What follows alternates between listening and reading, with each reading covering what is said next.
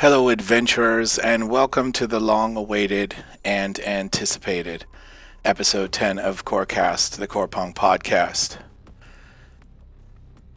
Before we start, I just want to say a massive shout out to all you guys already kicking things off in the chat, and to those that have thrown in their follows, their bits, their subs, and all of the love and support over the last weeks. We had a ton of offline follows. I'm assuming that's because of our early morning coffee streams being so early in the morning for Central European time.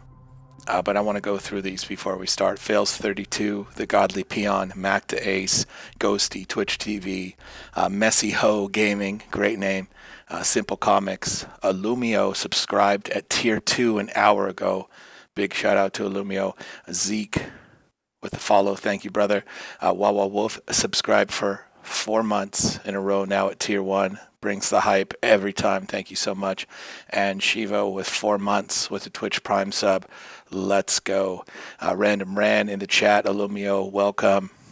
We see Tasmadai, we see Ice Genkai, welcome. Namil, welcome. And Zeke in there as well. Hello, Dvalin. So, it's been a long journey to get here, from conception to inviting Dvalin for the first episode, to the early support and respect from the community. This led to a spin-off morning talk show, Coffee and Live, and the developer episode, which is now sitting at almost 4,000 views.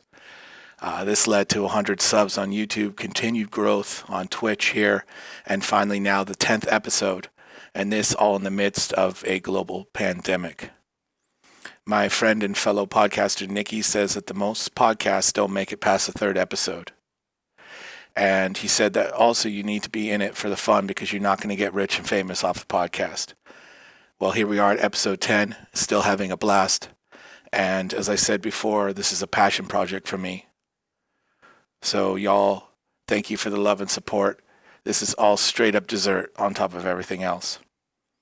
Tonight we celebrate the 10th episode with a roundtable discussion featuring all of our past community member guests to discuss the state of the game.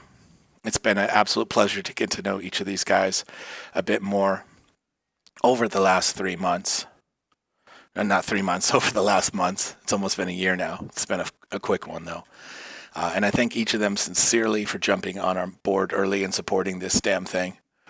So without further delay, let's introduce our guests. Here we go. So this guy, he really needs no introduction. He's been here from the very beginning, and as I said, I concepted this idea once I fell in love with this project called Corepunk. And, he was in there in the community doing his thing. And so I reached out to him and I said, hey, can you get involved? And would you be in episode 1 with me? And he graciously said yes. And we put this thing together and we recorded the pilot episode.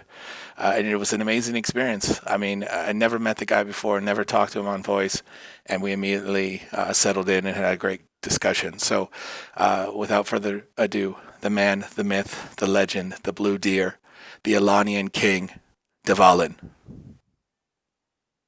Hello, and thanks for having me today, Boast. It's an honor to be here. You're welcome. Let's see that pretty face, man. I know that your fans are waiting for it. There he is. Yes.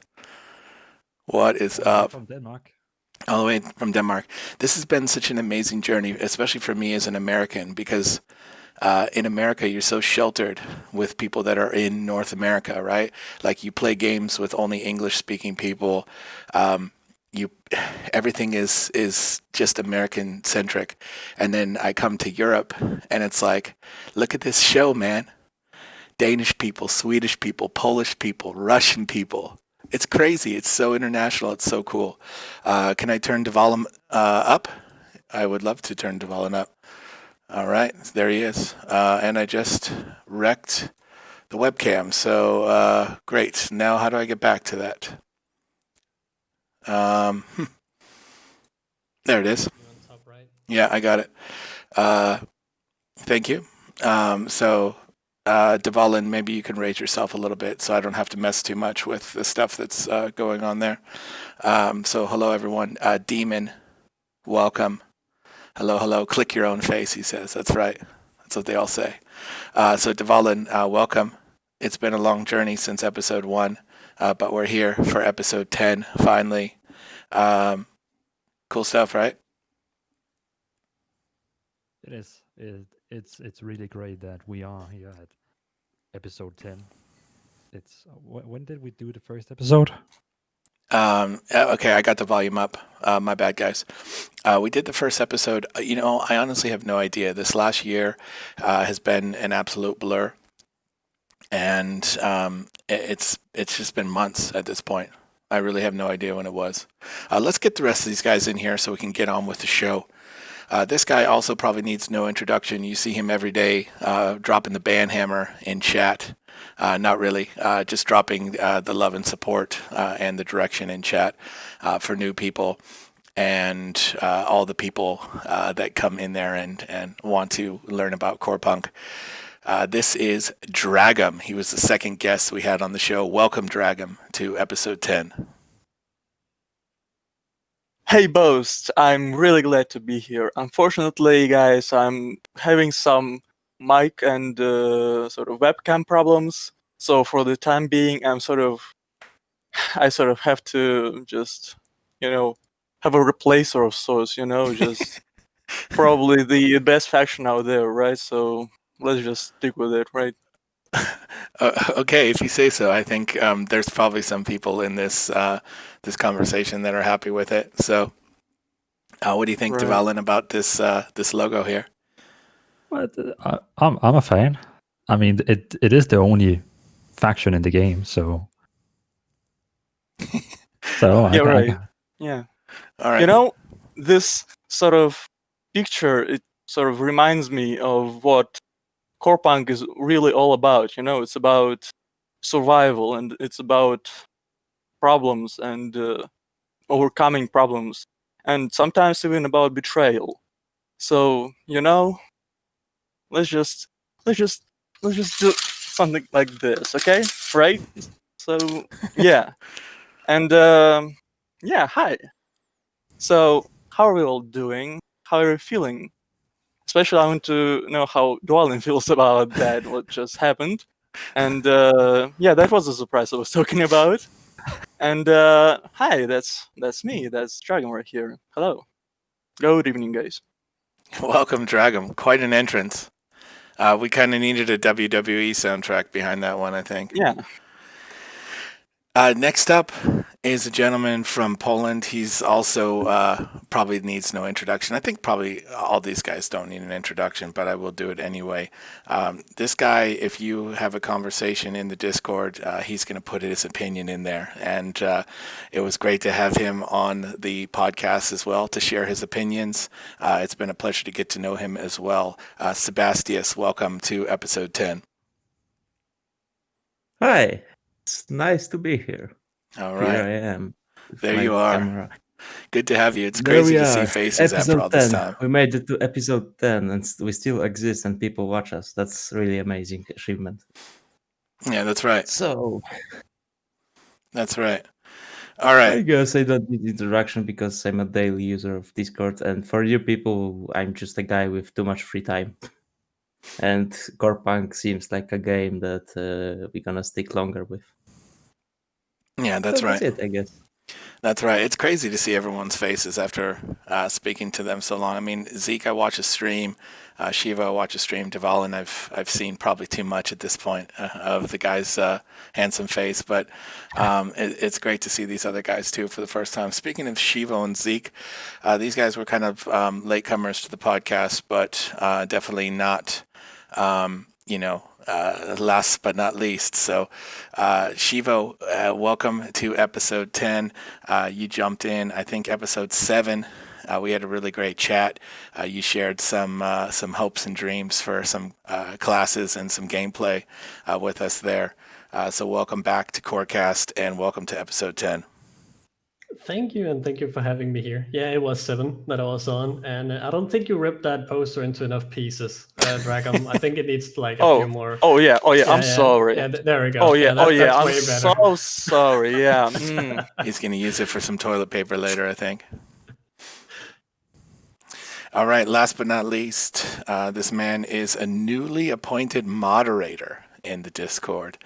He's also streaming, and I believe he's going to stream some Corepunk as well. Finally got him on the show after talking about it for months. ZeakQ, welcome to episode 10 of CoreCast. Thank you. I'm happy to be back. It was just like 2 weeks ago, I think. Maybe 3? Yeah. No, how long was it? A few weeks ago, I guess. Yeah, Yeah. This whole year has really blurred. It really has been a blur. Welcome, Zeke. Thank you. Thanks for having me. Absolutely. So tonight, what I wanted to do to celebrate episode 10 was sort of put together a state of the game. And you may be thinking to yourself, this game isn't even in a closed beta yet. We don't even have an exact date for a closed beta. But we do have a progression of the game since we first found it. We do have a progression of our thoughts and opinions around the game since we first found it. And we were talking very conceptually and with a lot of opinions and speculation from very early on. So I think it's no problem to revisit these topics and to discuss how we feel now.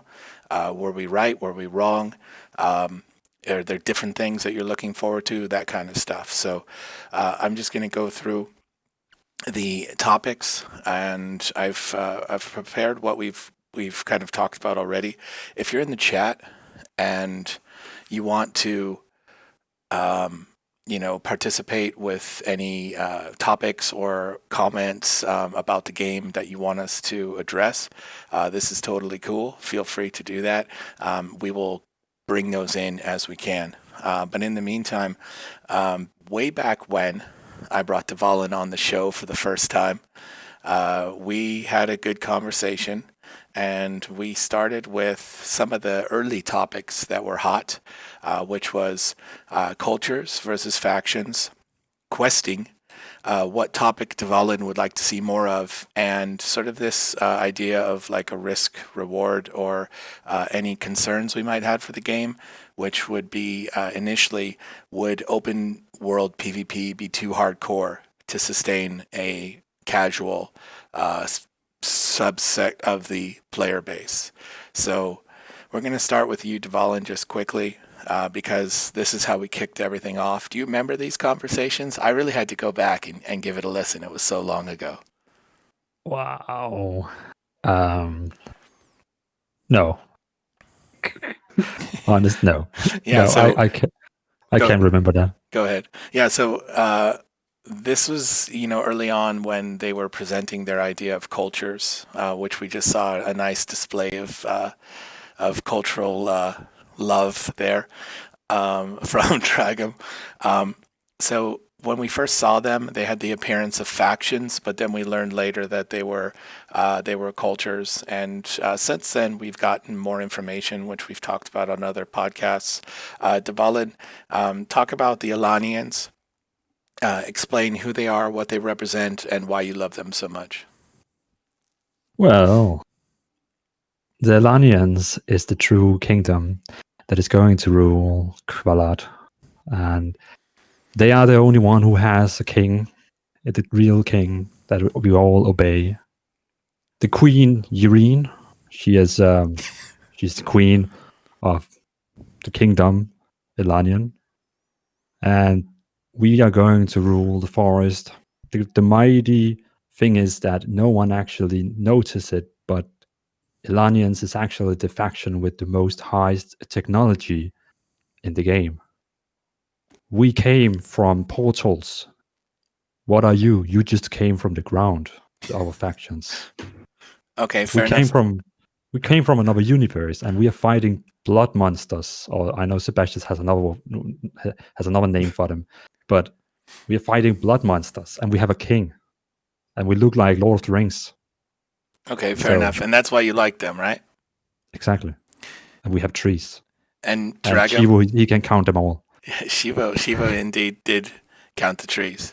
Dragom, you've professed your feelings tonight regarding the Alanians.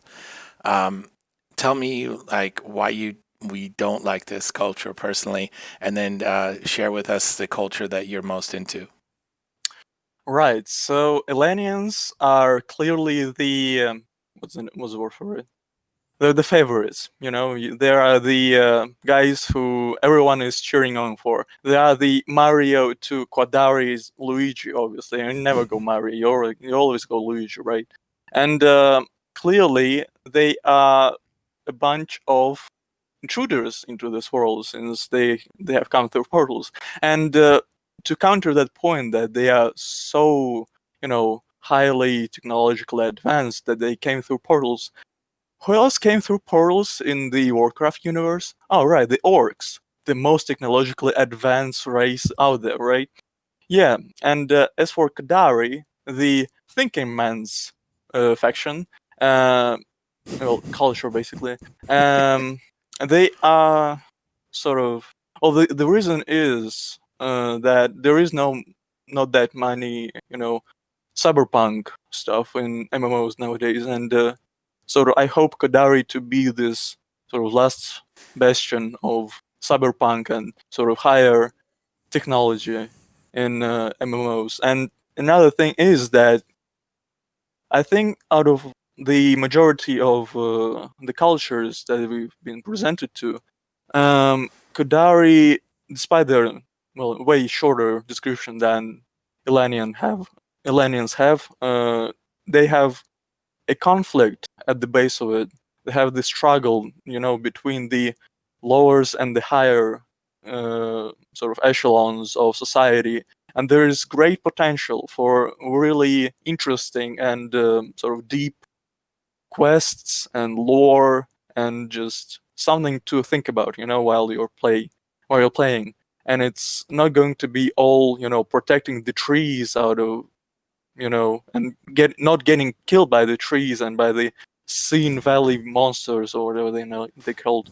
Yeah, and that's basically the reasons I'm all Kadari, All right. Obey or die. Obey or die. That's right. And I think Dvalin's going to be seeing a bit of that, realizing that he has to obey or die his king. So we'll see. Sebastius, I don't know that we ever talked about cultures with you. And I from the conversations I've seen you have, I'm not sure that I've ever seen you specifically call out a culture that you were most into. Yeah, So why don't you exactly. enlighten us? I think it just comes from the fact that after I read the Elanian bit of lore that we got this long post, Elanian King, Laser, and the Forest, I'm kind of waiting for the other cultures to see what's their backstory, because Aaron once in Discord mentioned and pinged me that each culture has its own unique lore, and they're gonna surprise us with how they are done. So I'm just waiting for all four to see and then choose. He's the Though smartest Dvalin one out of all of usually us. forces me as an Elanian force because I'm his officer in his guild, but we will see about that. If I will listen to him and join the Elanian forces or disobey. All right, fair enough. I think That's actually a really smart answer. And I too really look forward to seeing this extensions of lore from these other factions. Hopefully we can wink, wink, hint, hint, get some of that while we wait for the closed beta date. Shievo, Yes. who you repping, dog? Oh, we're doing Kadari all the way. Full on Quadari. I was actually supposed to get a mask with the Quadari logo on, but by the time I was gonna order it, my roommate had bought like 120 masks and put it in the hallway, and I was like, well, but now we're running out, so now I might buy it soon. I'm All looking right. at Kodari because I like where the possibilities that story brings with a lot of tension. So if you look at, you can tell by the logo and what they've said about it that what they're laying up to is that there's a very flash above ground thing where on the surface it looks like this perfect city where all of the everybody's having a good time, but when you look into it, there is a dark underneath, hence why the logo is dark underneath, where there'll be like an underground people who are living in poverty, and maybe it will bring some rebellion and political tension and stuff like that. I'm very interested in what they're going to do with that story. Yeah, very cool. I forgot that we had banned Elanian in the chat. Yeah, I tried to write it before, but I can't. My man. It's so funny. Justified ban. I mean, you can always use the old name, Ilanians, with I at the beginning. That's El right. Clanians. That's right. Hey, Faded Ren, Salty Miso Soup, welcome. All right, so last but not least, once again, ZeakQ, who you rolling with when it comes to Elanians, cultures? of course. Oh, man, it's strong in here. Deer Yeah. power. I wouldn't say deer power, but they had the nicest logo, and I mean, they live off the nature, which is kind of cool, opposed to everything else that just destroys it. But yeah. And Dragom, you're gonna regret that later. Ooh. Where is your logo now? That's the only logo you printed out. That was I the have a fake lot one. of It's Many colored. others. Oh, yeah, okay, fair enough. A lot of trees to destroy as well. The Elanian forest makes for perfect print material, you know. Oh, now I see. Yeah, I see yeah. this. I understand. It's deeper. This is a meta move right here. It's not He just chopped on the down surface. the Elanian tree to make Yeah. that paper. Oh. Yeah, you're gonna regret that. Oof. By the way, guys, in the chat, I have disabled the alert sounds so that it doesn't cut up over the chat. So thank you so much for the guys that are following and joining. Appreciate you guys. So next up, we talked about questing early on. We saw more about questing in the 15 minutes of gameplay. Zeke, let's talk about questing and what that's looking like for you. Are you excited for it, or could you care less? No, I'm really excited for it. This is one of my first MMOs I'm ever going to play, and I like quests, but I'm probably not going to stick too long on grinding them. I'll probably just try to rush through as many as possible, as fast as possible. Try to get to level 40, but I'll try to enjoy the experience as well. Yeah. I guess. Okay. And Sebastius, what about you? Are you I don't think we really discussed this when we talked. At least it was quite a long time ago. So Yeah, refresh my I memory think, of your we interest. didn't talk about this. Yeah. So We were mainly talking about balance issues and stuff like that. How That's right. artifacts are gonna look like. Much speculation in there. That's right. Because by the time of fourth episode, a lot of info was confirmed already, and then the silence came. Yeah, fair enough. Oh, the silence ages. The silence. The dark silence. Yeah, I poured a 40 out for that. Seb, what about questing now, though? We've seen some more information on the questing system. You're going to be able to kind of play it how you want. If you want to expand more, you can have extended conversations with people, or you can say, you know what, we'll talk later. Put me on the mission. Yeah, I think the new system of questing, they titled it that way in quarter update, but I think the questing would be the same earlier, just with different interface, just classic one. Because back in the trailer, we can see that the fisherman has the option to ask how he is doing instead of going just the quest route. Right. So I guess it's just an UI thing to look nicer and more comfortable for people. Now we've got this immersion feeling Yeah, rather than a text box in the middle of screen. right. Yeah, I rather like it. I rather like it personally. Shievo, what's up with you? You digging this new system, or did you like the old box? Or are you going to tell me 50-50 like Dvalin? I like the new system a lot, actually. As soon as I did say when we had our conversation on the 7th one that I would love that when we walk away from the quest giver, they keep talking, so I can't stand still and I get to rush the quest faster and get all the story with it. Because I do have a lot of heroes to test out, so I'm gonna be rushing through all of the quests, and I can't wait to see what they come up with. Yeah, it's cool. And Dvalin, you still 50-50 on this one? I think we could just probably skip over you. You were so like on the fence last time. So neutral about it. The microphone. You're muted, brother. I knew that. I was just testing you all.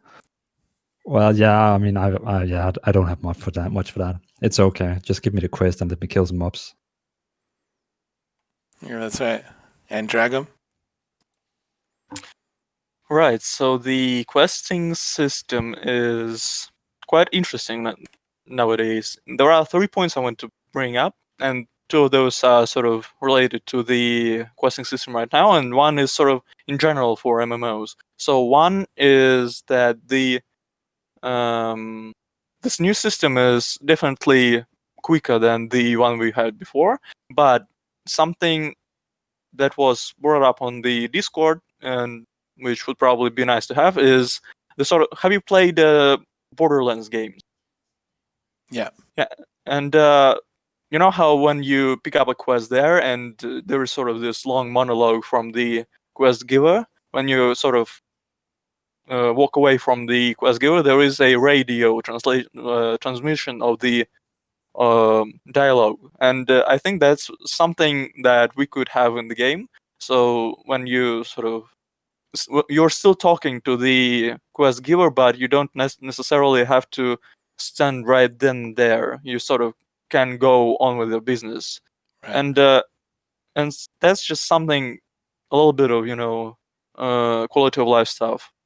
And the second stuff would be that this sort of variability in questings, or how we saw that in the 15-minute trailer, would definitely be something for the sort of speedrunny type of players to figure out.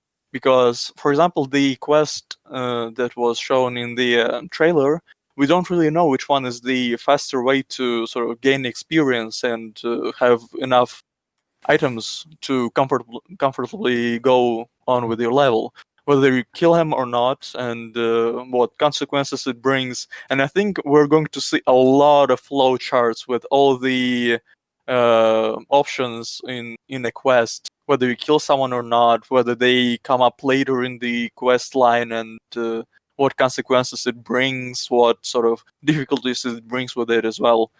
Yeah, and that's just something we haven't seen a lot of. Well, we haven't seen a lot in MMOs in general, I think, and that's something I'm definitely looking toward to. And the last thing that I sort of wanted to bring in my little TED talk over here is that we definitely should not look at quests like go and kill 15 boars as something completely out of the MMO world. Because when I've probably discussed this close to 5 times already on the Discord, but just as a reminder, I think that they are beneficial for the economy and the general flow of the game, because they provide you with an opportunity to gain proficiency in a weapon, and they also provide you with stuff for your professions, so like skinning, or maybe some resources for other professions and stuff like that, which is definitely going to be a possibility here as well. And they give you some downtime from all the sort of just heartbreaking. You have to make a decision and choose the lesser evil type of quests, which definitely can be exhausting in like moral level, which is actually the reason why I didn't like Witcher 3 that much, because there was just constant pressure from these quests when you have to think really deeply about your consequences and the actions you make. Yeah, so there's that about quests. Yeah. So if I can follow up on you on that one, I think what I mean when I say that I don't like when I get killed 20 boars or killed 20 grubs or something like that on a quest is the reason why we're killing them. That can get kind of tedious. With if it's just a farmer that's like, hey, there's a lot of worms in my crops. Can you go out and kill 10 worms for me? It gets kind of, and then after you do that 20 times, I kind of want some backstory and some more attention into why I'm killing those grubs. Right. I think Yeah. again, Borderlands 2 did something really interesting with that. I think there was a quest where where your typical quest go and kill 15 creatures, but the joke was that the name was changing over and over again. So the quest giver sort of go and kill 15 skunks, for example, and you kill those 15 skunks and you sort of got closer to that, and he was like, nah, the skunk name really doesn't work for them. Let's go as, I don't know, piss squirrels or something. And you go and kill 15 piss squirrels, which is basically the same thing, but it was a little bit of a twist on it. And I think just that sort of, shaking up the system a little bit would definitely work here as well, especially with this type of game where it's sort of tongue-in-cheek as well. Absolutely. Yeah. I love the takes on this. We did have actually a quick follow-up in the chat from Illumio. Said we also need to hear your preference in Culture Boast. So I weaseled out of that one. But I'm going to roll. Okay. Seb enlightened me with his knowledge and his wisdom in this particular topic, because I too will continue to look out for this extra bit of information. But wait, I'm 100% Yorner. This is the culture that I think will best support my personal goals, my personal love of the mountains and snow, and my hairy dwarf-like appearance that I think is going to fit hand in hand with this culture. But yeah, I'm all about Yorners at the moment. I think the Fadens are my close second, and these were the two that I was juggling for the longest time. It's interesting no one said Fadens here. But I have heard some reasons why people don't like the Fadens, and I get it.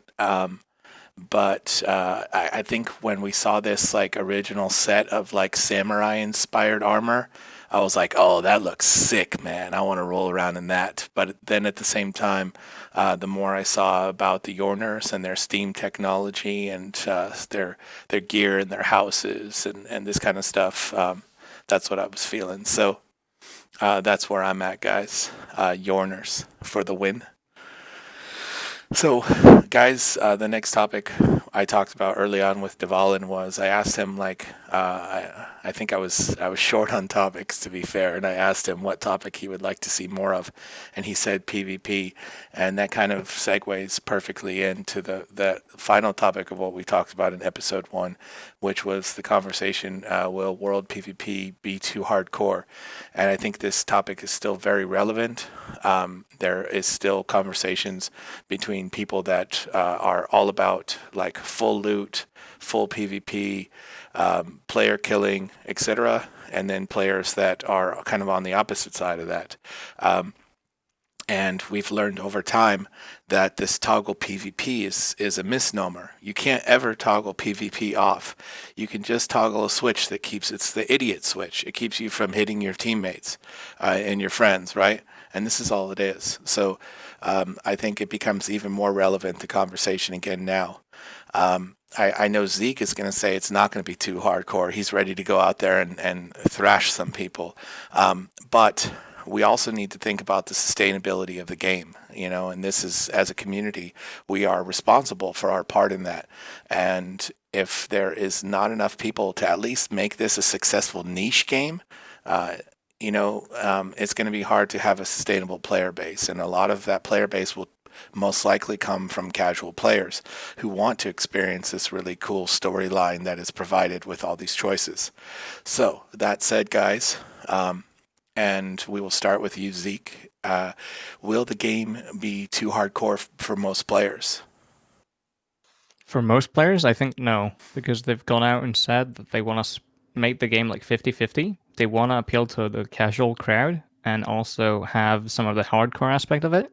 And I think that's going to be shown throughout both the PvE side and the PvP side. So if you want to go out and do casual PvP or no PvP at all, you can do that, or try to avoid it at least. And same thing with PvE. Like if you want to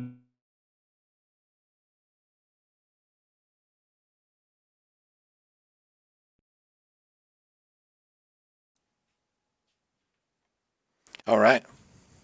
And Sebastius, what about you? I also think that the community will be split into people that enjoy the PvP in the wild, that are hardcore players, casual players.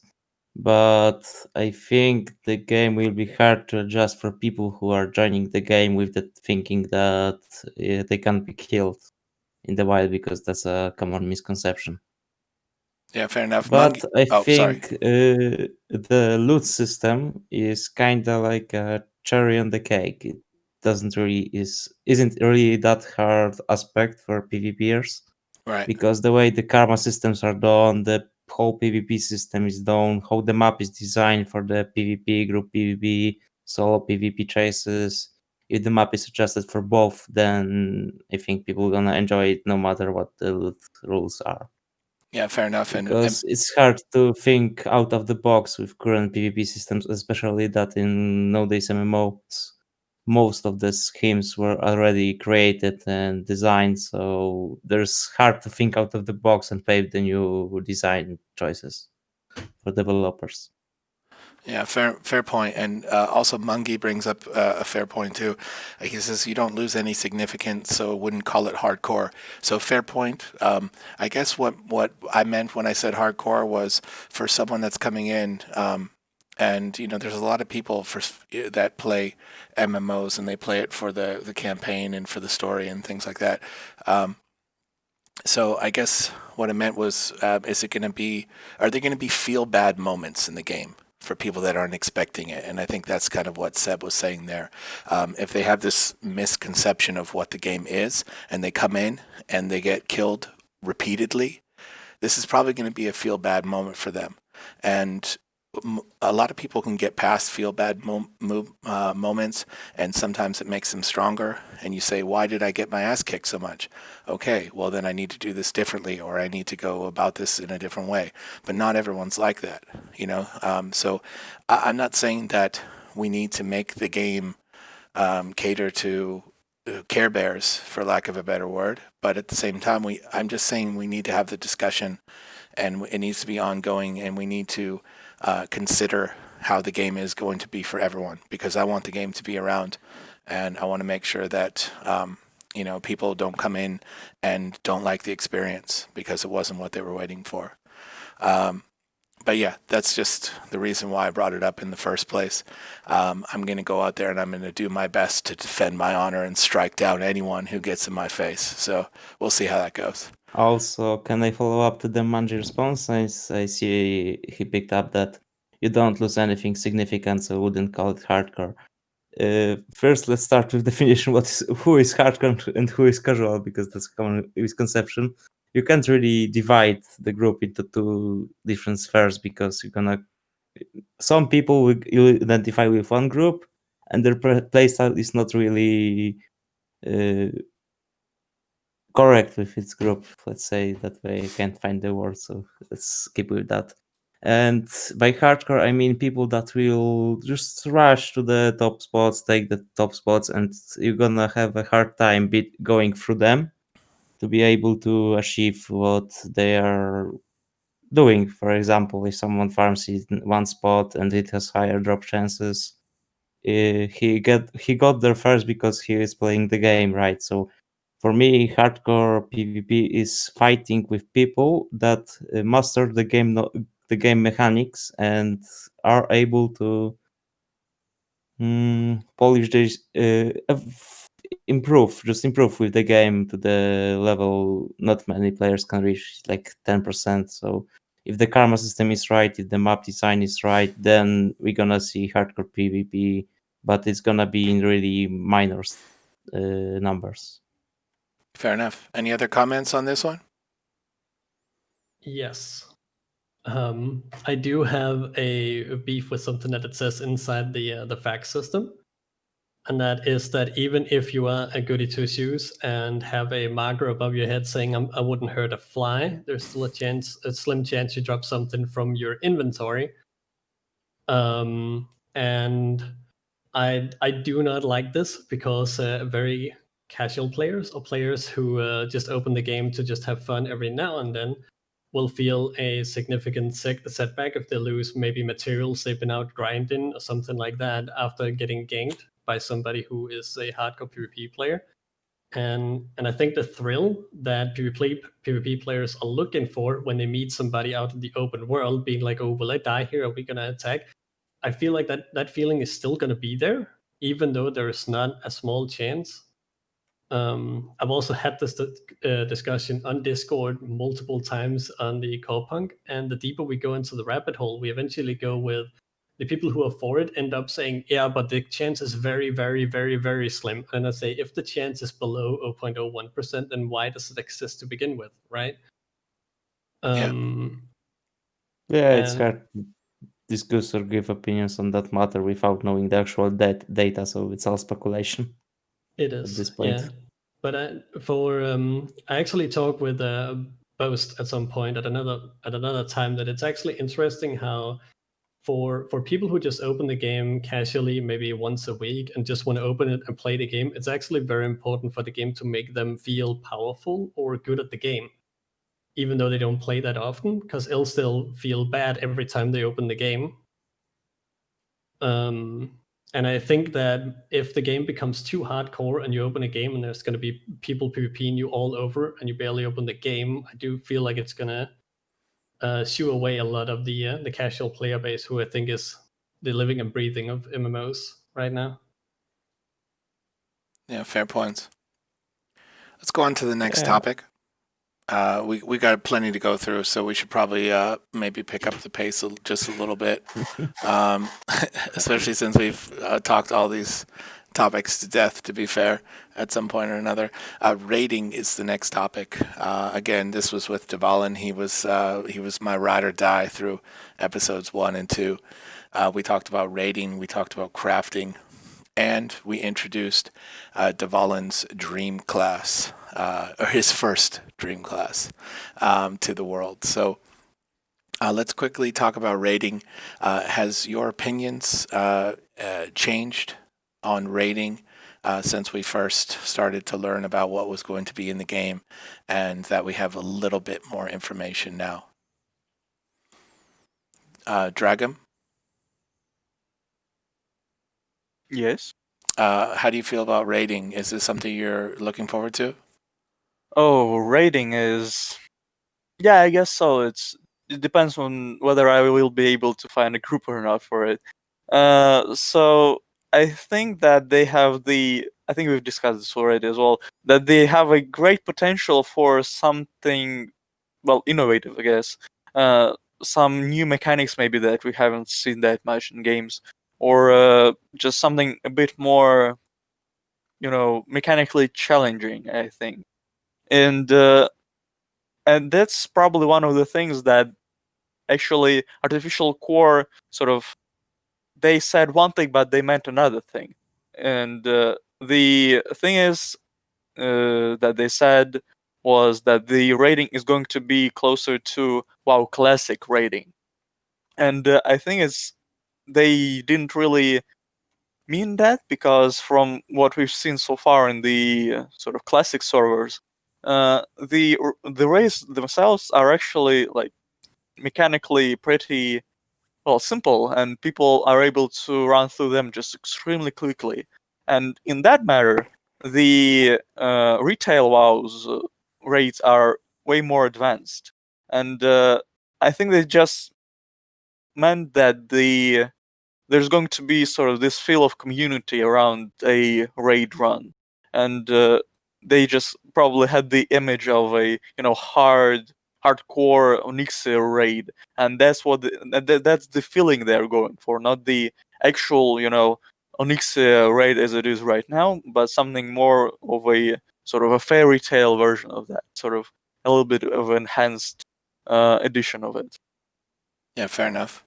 And Dvalin, this was kind of your bread and butter conversation from the beginning. This is something that you were super into talking about from early on, and you have some hopes and dreams for your raid team, and you were very adamant about getting more information when we got to talk to the devs. So how has this changed for you? Has it changed in any sense when we first talked, or is it kind of still in the same spot?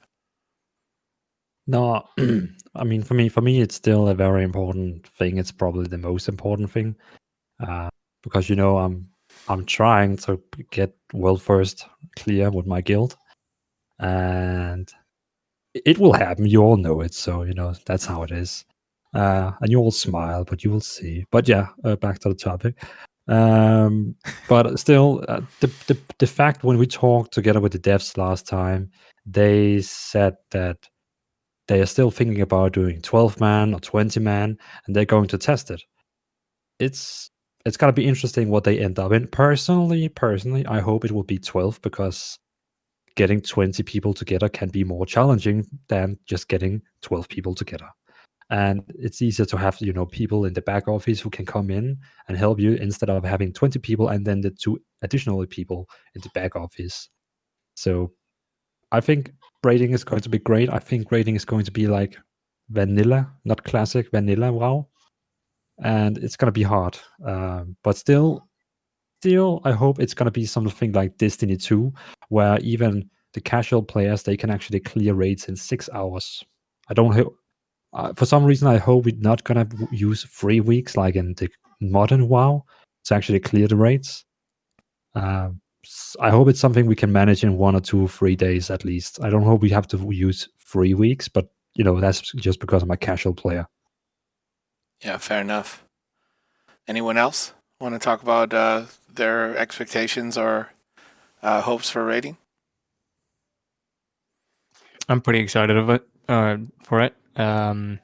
As I said before, I'm pretty new to MMO games in general, and I am not a group player. I mostly run solo in most of the games I play. Okay, sure, Counter-Strike is kind of team play, but here you actually have to work as a group and like bounce off each other to beat the boss or the raid like group or whatever. And it's going to be a bit different for me, which is pretty exciting. Cool. And Very I cool. also really like that they're bringing in puzzles and that they're making it really hard. And I absolutely love that. I can't wait for the puzzles. I jumped back into Destiny 2, or kind of into Destiny 2 for the first time, and I know they're going to change things up, and I think the Season 1 stuff, including Leviathan, is going to be gone soon when they run their next update. But from what Dvalin had mentioned in the beginning, he got me really hyped to try Leviathan, because I too am also really looking forward to raiding that has puzzles and teamwork involved. I think this is really cool. This is always really fun, and I really enjoyed this in the original Destiny. Something else I'm really looking forward to in Corepunk is crafting, and I think we finally had some more reveals for that with the latest AMA. There will be 4 crafting professions: weaponsmith, artifact smith, the chemist, the mystic, 4 gathering professions: the skinner, the gatherer, the miner, and the lumberjack, and then 2 secondary professions: fishing and cooking. So exciting times for people that are into crafting. And Pashak said that he is a crafter, so that got me excited for crafting and what this will look like, how in depth it will be, and I don't know what to say beyond that, except that I'm really looking forward to seeing more of that, and I hope we get a taste of it in the closed beta as well. Are any of you guys really into crafting, or could you guys care less? I'm kind of interested in it, but it's not a route I would like to go down. But I have a few ideas of how I want it to be like done or made. Because let's say, I don't know if they've said anything about legendary artifacts or something like that, like recipes for them. Yeah. Like only have like one recipe for it, so it's like unique to that person and that legendary. That'd be pretty cool. And it requires like top tier stuff, obviously. That's really, really hard to get. Yeah, I really like that they have kind of at least in the naming of these professions, their naming's a bit different. Of course, the skinner, the gatherer, the miner, and the lumberjack are pretty standard, but the chemist and the mystic, and then someone that can actually craft artifacts. And we've been told that customization can also be crafted. Lumio says chemist right here. I think this is really cool. I think fishing and cooking could potentially be cool. I think people are going to be fishing and get massacred on the banks of the lake there, so that's going to be kind of funny. But yeah, we'll see how it goes. Yeah. Shievo? A thing that I really like. I'm not much of a crafter myself. I usually try to skip as much of it as possible. But I think a thing that's really cool in Guild Wars 2 is that it's a very integrated part of the game. But what I think is cool of it is that the materials you have to you get from all over the world in different parts of the game. So you see people doing world bosses that's been obsolete for like years or something like that to still get the crafting materials that like dragon scales and stuff like that. And you see people all over gathering materials because it's integrated. And I think that's really cool where it's not just you, like an example in WoW, you get a map with a line on it, and then you follow that line and you mine all the nodes on that line. You do that for 4 hours, and then when you're done, you go craft whatever you needed. But in Guild Wars, you go around and kill bosses and defeat dungeons and all of that to get all your crafting material. And I think that would be really cool. Yeah, don't get me started on Guild Wars 2. I could talk about that game forever. That's a rewarding game for the player. And I guess that's kind of goes back to will the game be too hardcore? Will the game cater to people that want to explore? Will it cater to people that want to craft? They make it sound like this game is going to cater to everyone and that everyone is going to have something to do and they're going to be rewarded for it. This is a big promise. And I personally feel that Guild Wars 2 nailed this. But we'll see what these guys come up with. That brings us to Dvalin's dream class, the first one. This was a nature-freaky, shape-shifting healing druid, which he quickly abandoned, like the dirty Elanian he is, the dirty hippie he is, to, I don't know, go for some other love. But if you could take it back, Dvalin, would you reinvest your heart into this original class? No. I'm gonna stay on my newest dream class. Screw the druid.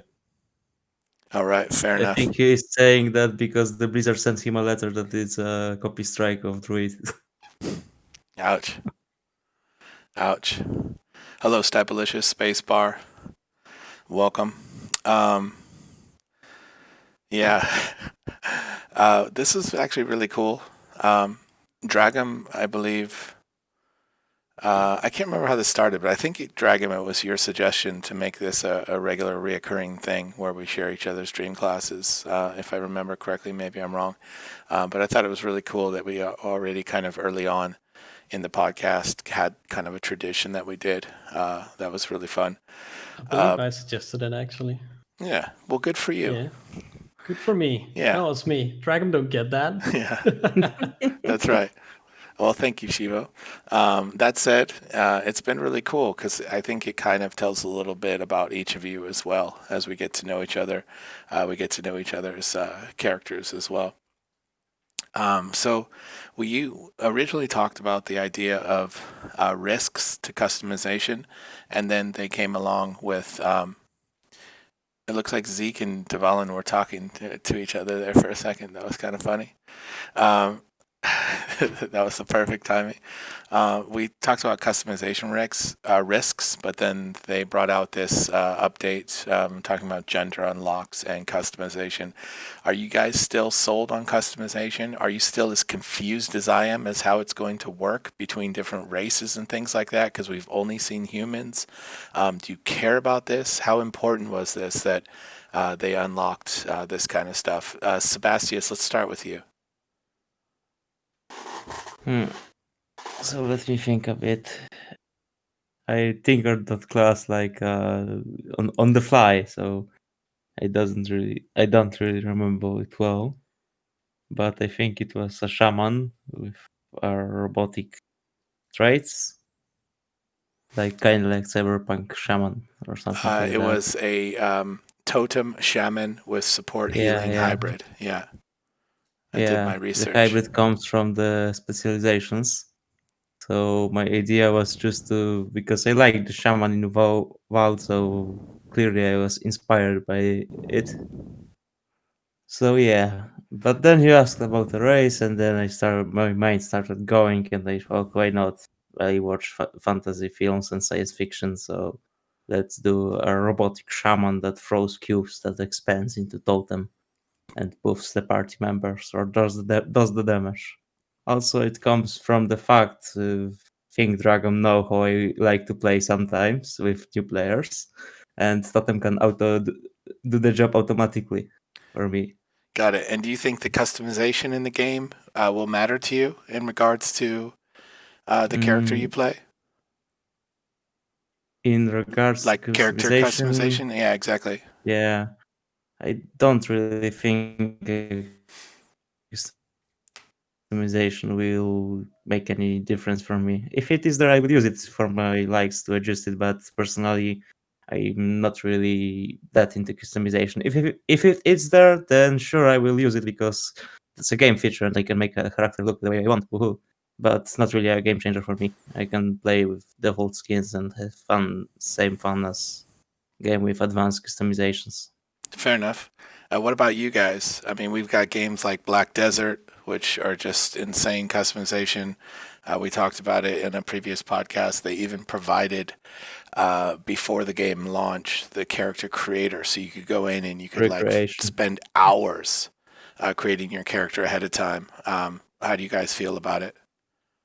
I actually have a friend that has 900 hours in Black Desert and haven't gone out of the character creator yet. I'm not surprised Yeah. by that. I'm not surprised by that. What about you, Zeke? Well, yeah, I'm pretty excited actually about the customization. It's going to be somewhat important to me, mostly because I want to do PvP and do arena and try to get some cosmetics from there. And I also like the idea of having craftable cosmetics. Yeah, I think that's pretty cool. Yeah, especially if they're rare and hard to come by material. I know Dragom has a feeling about that. We talked a little bit about this when it comes to cosmetics and craftable cosmetics and different ideas on what actually winning means in a game. Does it mean being the most successful, or does it mean looking the most badass? So, Dragom, for customization for you and the possibility of the customizations in the game, how do you feel about the customizations that are offered in Corepunk? Yeah, I think that the most interesting aspect would be the sort of the craftable customization options and how they are going to influence the sort of the economy of the game. Because when you have the craftable stuff, and it would really just depend on how overwhelmed the market would be with those items. So, for example, if there is like 100 players, and if 80 out of those players have the same exact crafted item they've bought of the market of the auction, then it's not really that much of a customization, really, I think. And something else is that the problem with customization when it comes to sort of this kind of hero-based game is that you, no matter what type of customization option you use, a customization item you use, you still should be able to identify exactly what hero is in front of you, as well as, in this case, what weapon are they using, and that's something I think they are going to struggle a bit in the beginning. But well, after all, we're going to see whether I'm right or wrong about that. Any thoughts from the rest of you guys on this? It brings up an interesting point on it, something I never really thought about. I don't necessarily agree with it, to be fair, but I still think it's a really interesting point, because if it's a conversation happening, that means that people are thinking about this and what it means to have customizable stuff. And this is a big factor of the game, like being able to see other players, and we're going to have these sweet artifacts that hopefully will have glowies on them or something that will appear to be different than other people and make us stand out. But the customization topic is pretty interesting. Next up is the payment model. So they've settled on a buy-to-play plus cosmetics. Again, this kind of goes to this topic. Battle passes, in-game shop. We will not sell any boosters, nothing that can affect your gameplay. Only cosmetic items can be bought through in-game shop or achieved with battle passes. I'm excited for this. I think, for me personally, it's a cool system, and it's going to allow me to support the game initially, and then to be able to go in and potentially support along the way, and get the things that I want out of it, which I think is cool for players. Dvalin, how are you feeling about this? I mean, if you just go a step back and look at me playing Genshin Impact, I've been using plus $200 in that game. So if Corepunk is going to have a cash shop, a battle pass, and things that I can buy unlimited, Yeah, I'm gonna waste so much money in that game. fair point. It's I just love, if I can buy a skin, I love it. If I can buy a mount, if I can buy a house, if I can buy anything, I'm gonna throw my money at Eugene while he's dancing in front of me. So it's gonna be fun. Anyone else? I like the cash shop, and I really like the payment model. I've never really been one for monthly subscriptions. Not a big fan of it, but I prefer to buy something and actually have it, and not keep paying for something that I'm going to use. Same as Dvalin. I'm probably going to spend a lot of money on the cash shop and get some cool, nice looking cosmetics from there. Yeah, Fair as long as they stay like things that don't impact gameplay inside those cash shops, I'm all for it. Yeah, same here. A thing they can do in the battle pass that I've thought about was, you know how most battle passes has two lines. There's a free to play line, and then there's the bought in, and the free to play can have some gameplay changes or something like that, maybe bigger bank space or something like that. Since it is in the free to play line, and then if you buy, you can get all the cosmetics with it, stuff like that. If it's something like that, I'm all for it. Cool. All right. Moving on. We're going to skip the next thing I had, and we're going to go to the next topic, which was Dragom's Dream Class, the Eldritch Knight, with arcane magic, melee focused, teleporting, heavy armor with wicked runes, and enchantments, sort of like tattoos on the armor that glow when he's magicking around. So is this still your go-to, Dragom? You forgot to mention that it's not just an Eldritch Knight, it's a cyberpunk Eldritch Knight with code running along the lines of Oh, the you're armor. right. I did forget that. You're absolutely right. With the almost like the zeros and ones kind of like coming down in. Yeah, I love this. I really, really love this as well. This is still your go-to. It sounds like you're not swaying from this at all. I would prefer if I weren't swaying from it, but from what we've seen, it's definitely going to be a long shot if they really add something like that. But when I was talking about the characters, there was not much, talk about the gameplay feeling of this character, and I sort of mentioned that it's going to be really close to the paladin, and I think it's something that I would enjoy. But the more I think about it, the more I realize that I would enjoy something closer to a World of Warcraft warrior in the game, sort of the higher, higher tier level of warrior, where you have, well, classic warrior we're talking about, where you have to do the stance dancing, where you have the defensive stance and the offensive stance, and they allow you for different options in the sense of abilities, and you only can use the specific ability in only one of the senses.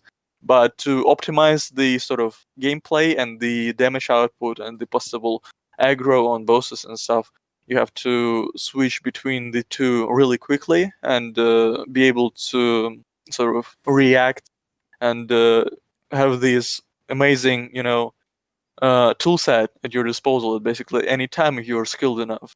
And that's something I think would be highly enjoyable for me personally. Very cool. What do you guys think? I know you tree huggers are really against the idea of all this technology being used. Actually, you're saying you're very technical out there in the forest. So, what do you think about his dream class, guys? I mean, typical bad guy, right? Like Eldritch Knight having runes and shit. Like, yeah. But I totally agree with his idea of actually having to swap between two styles. Yeah. And being able to use that effectively is also, I really like the idea actually. That if you can use them both effectively, you're gonna be super strong and really good. I really like that. Cool. So to the official core, if you are making this type of Eldritch Knight, please give him a giant just rocket axe to just chop through the Elenian forest. Thank you. Okay. Damn. All right, let's talk about our next topic. And this is content-driven player retention. This kind of goes hand in hand with the buy-to-play, cosmetics, battle pass, in-game shop. Do you guys think this is enough to help with player retention as far as keeping people around and interested in the game? Or is there more to it that they're going to need to put on top of that? I think once people actually start raiding and doing dungeons and actually seeing the puzzles that they have and how different it is from every other MMO out there, I think that will actually help with some player retention and hopefully the leveling system and also questing. Fair enough. Dvalin? Well, I guess also you're talking about how they impact on the social medias, right? I mean, fair enough. Yeah, like you could go to every extent of the topic of player retention. I was thinking about more of in-game content, but yeah, you could talk about out-of-game content as well, for sure. No. I'm gonna stay in the topic then. But no. I think they have everything they need to get everyone. I mean, no, wait. They have everything that everyone likes, but they also have the big thing that can cut off half of the players out there, and that is you always is in a PvP zone. Like Sebastius said, that you are always in a zone where you can always die. You can always end up at Blue Deer is coming and killing you because he's cool, and that's just how it is. And some people, they don't play games where you cannot say, I'm in a safe zone now. Of course, you can stand in the city and just like stand and craft stuff like BOAST is going to do, just like stand crafting items and be safe in the city. But I mean, if you go outside the real world and you begin to fight, there's always the chance to get killed. Yeah, I think a lot of players can, leave the game because of that. Fair topic. Fair point. Shievo? What was the initial question again? The content, like in-game content, player yes. retention. Okay.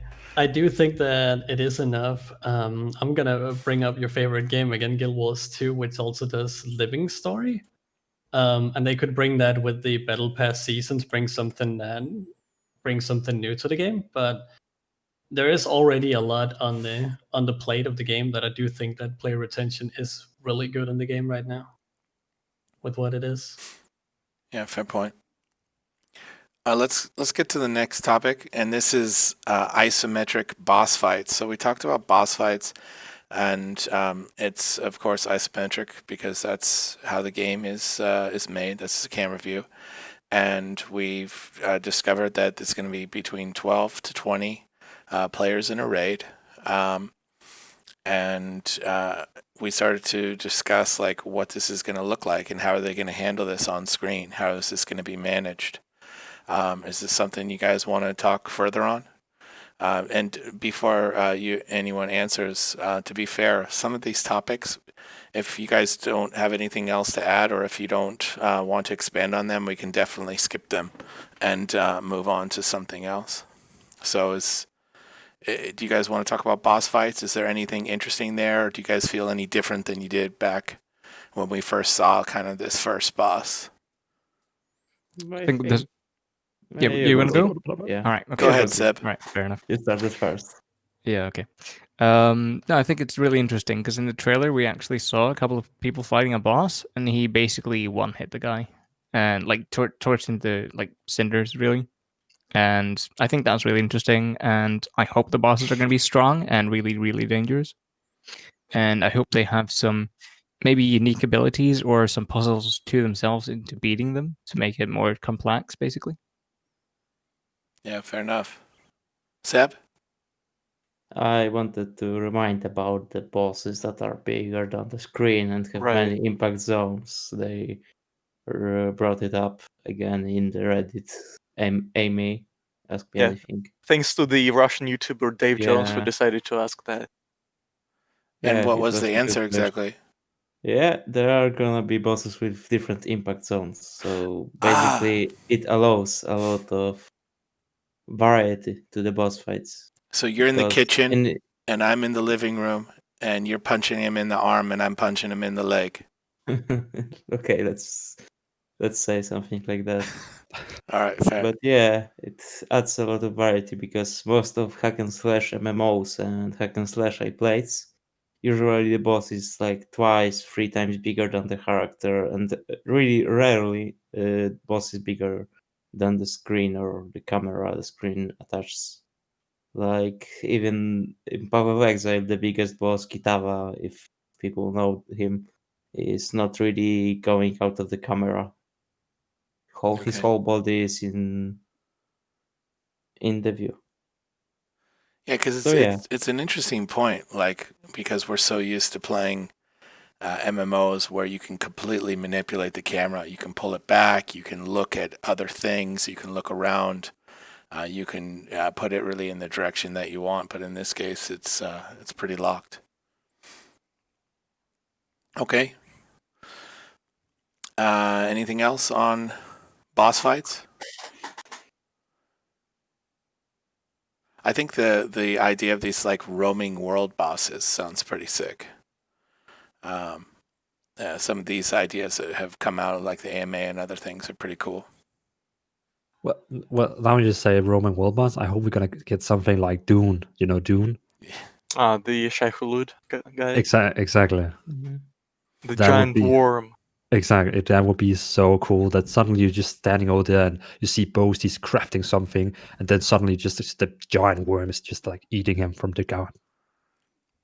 Actually, if someone's played Terraria, I want there to be something close to like invasion stuff. Like when you sort of trigger some sort of event or finish some kind of quest, you actually have the like a siege of a town, and you have to defeat waves after waves of enemy, and that would maybe end up in like a roaming boss again appearing and sort of storming the city, sort of how the patches does in the Duskwood questline, or someone's done that in World of Warcraft.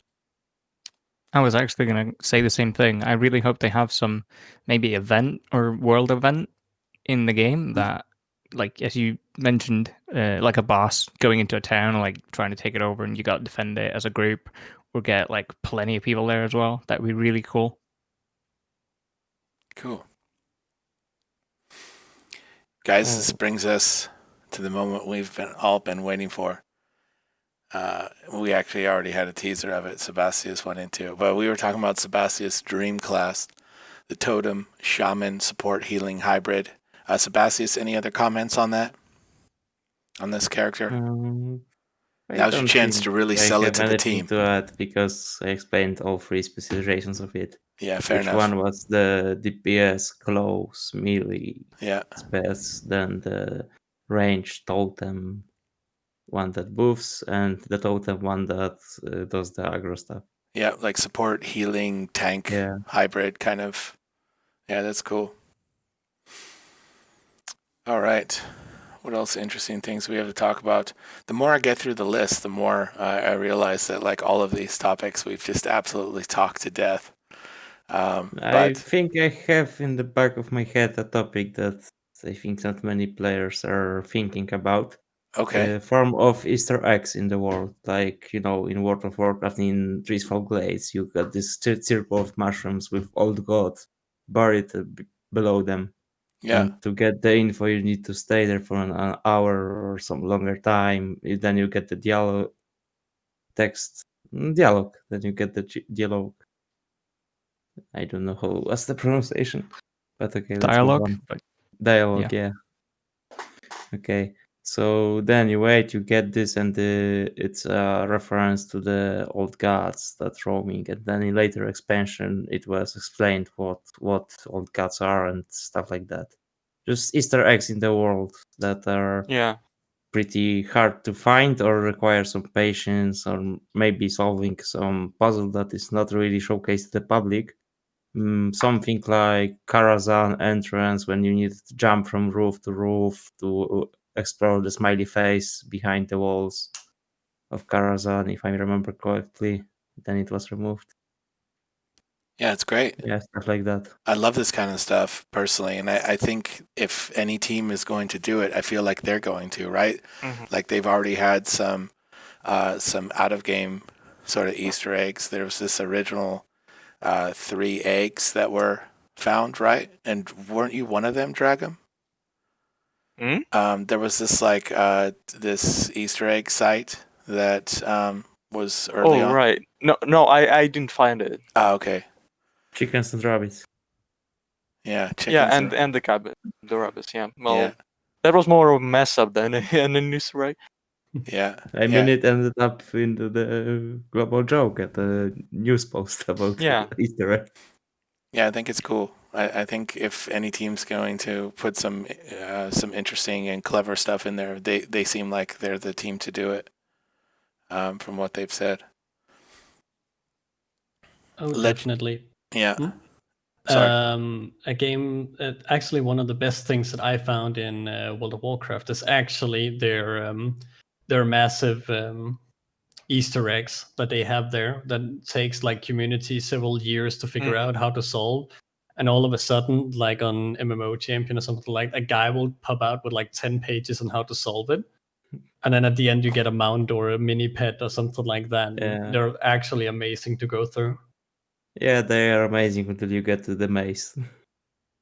Yeah, I think the example would be what's the name of it? A lucid dream or a lucid nightmare. Lucid nightmare, yeah. Yes. If someone's interested in that type of stuff, just read it up. It's insane. Yeah. It was annoying for me. I got like 4 hours lost in the maze in the last step. So yeah, it's fun. But yeah, I agree that out of any team, Artificial Core is the one to sort of be the best at it, with the Eugene's completely insane level of attention to detail that they are going for. It's inevitable that some of the fun stuff, or some of the quirky stuff, or some of the more interesting stuff with the IRGs, like augmented reality games like that. Yeah. Innova Prelium site would pop into the game a little bit here and there, and who knows what we're going to get for those stuff. Maybe one of those painted miniatures of the enemies that we've seen in the behind the scenes stuff, or maybe there is something else. Who knows? Blue deers hidden through out the lands. I'm going to burn them all. All right. Another thing we talked about was legendary rarity. And they've mentioned that some things are going to be so rare that there will be few people on the server that have them. What do you guys think about this? Seb, I love let me start with Seb because I love the look he has on his face right now. I feel like he's got something I'm to say just about thinking about the other thing they said, that it's gonna be rare, few people gonna have them, but then on the other hand, you have no limits on the items. So basically, Fair. over the time course, it's not gonna be so rare because the more and more people will get them, the more people will get guides from internet how to get them. So the knowledge about them will be easier to get. So that's self-explanatory that the legendaries itself will be easier to get Yeah, fair because enough. of the knowledge shared. Yeah, and other than that, well, it's if something is really rare but not limited, it's not that special. But on the other hand, you can't limit something to the set amount because people who are dreaming about getting something like that will be excluded. Fair. Zeke? Yeah,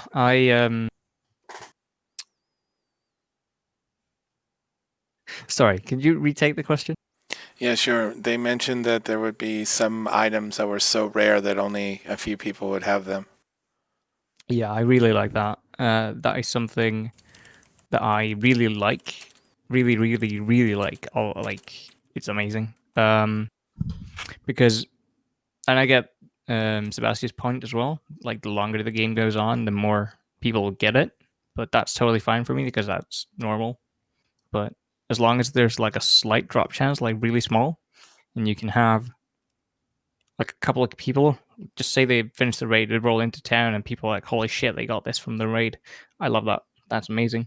Even if I'm not the one getting it, it's nice to see that someone else has the luck to get it.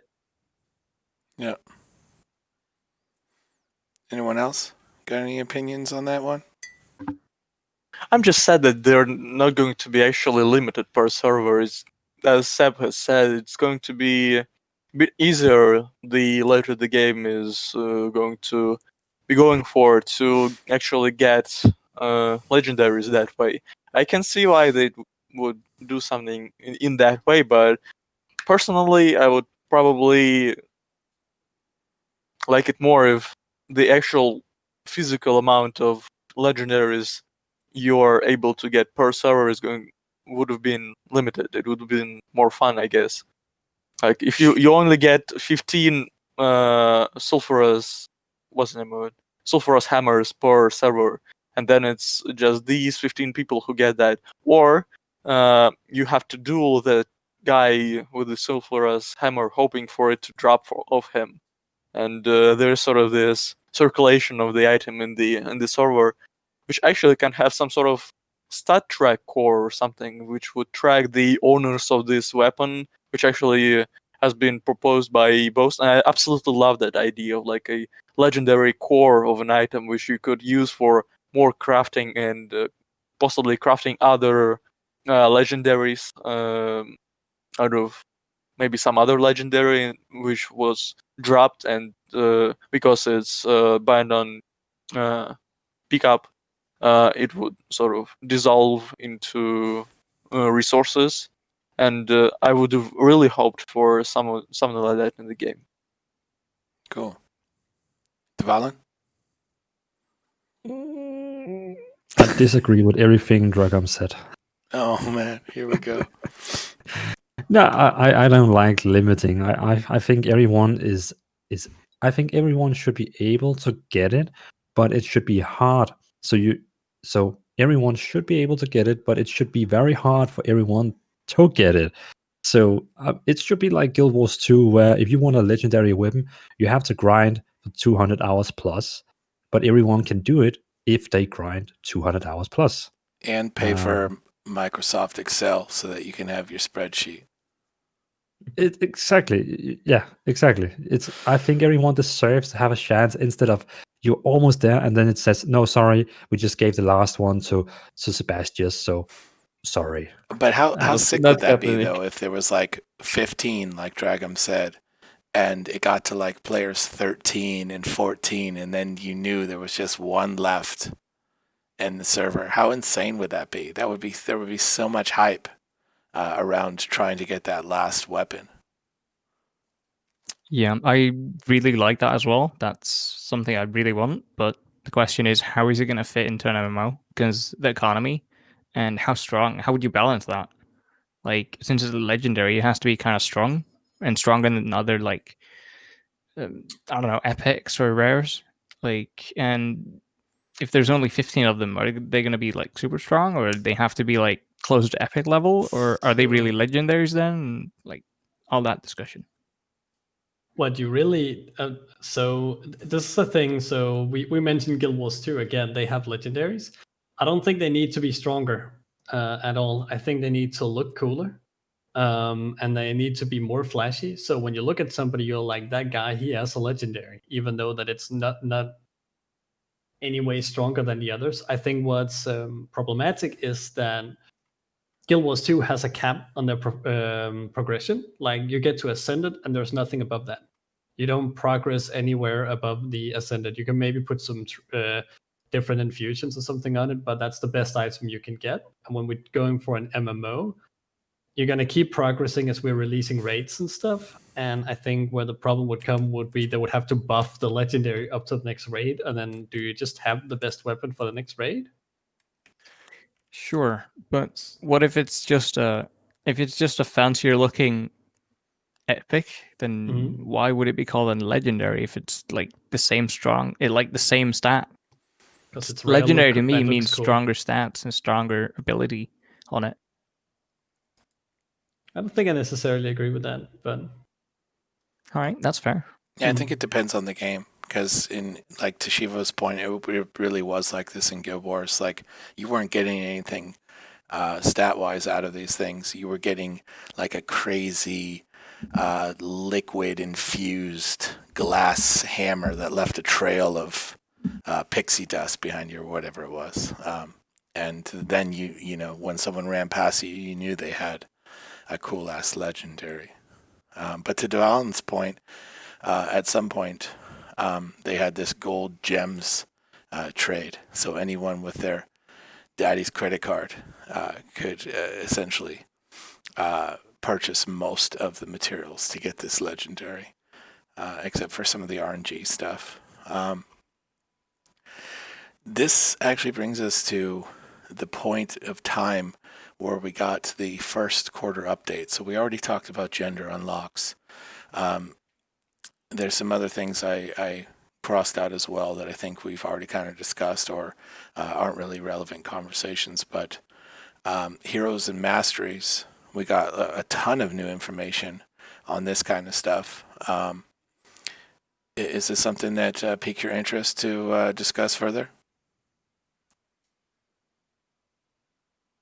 I'd love to actually see some of that, like masteries, and I love theory crafting. I kind of want to make videos on it, but it's kind of hard to do without actually having the stats and stuff to theory craft on. yeah. So right now, I just gotta wait. Yeah, we'll probably be talking a lot about the and with the community about all of these stats and stuff, but there's not much we can do right now with what we have. Yeah, with what we have is the talent trees, and artifacts are the only option for theory crafting. Since mastery trees are just a thing you fill up for leveling process, and will matter only in leveling process, not really in endgame.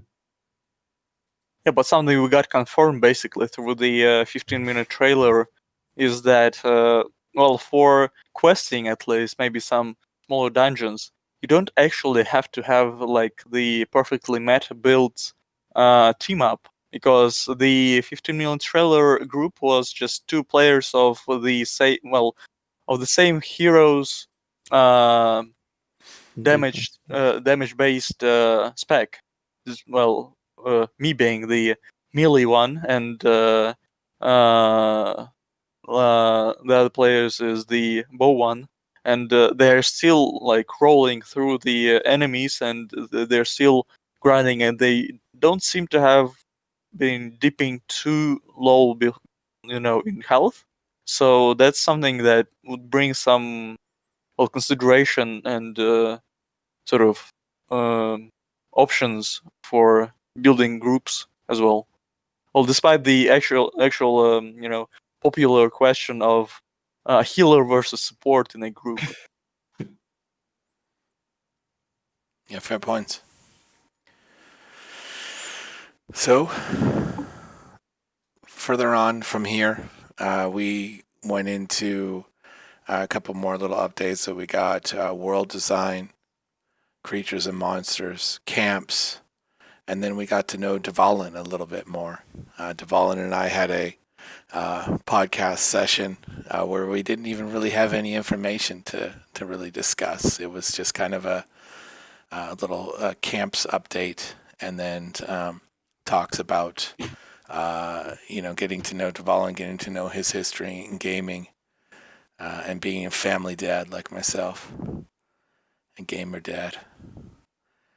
From there, we went into the episode with Shievo, and we had at that point the 15 minutes of gameplay, which was cool, and we got to talk a little bit about that.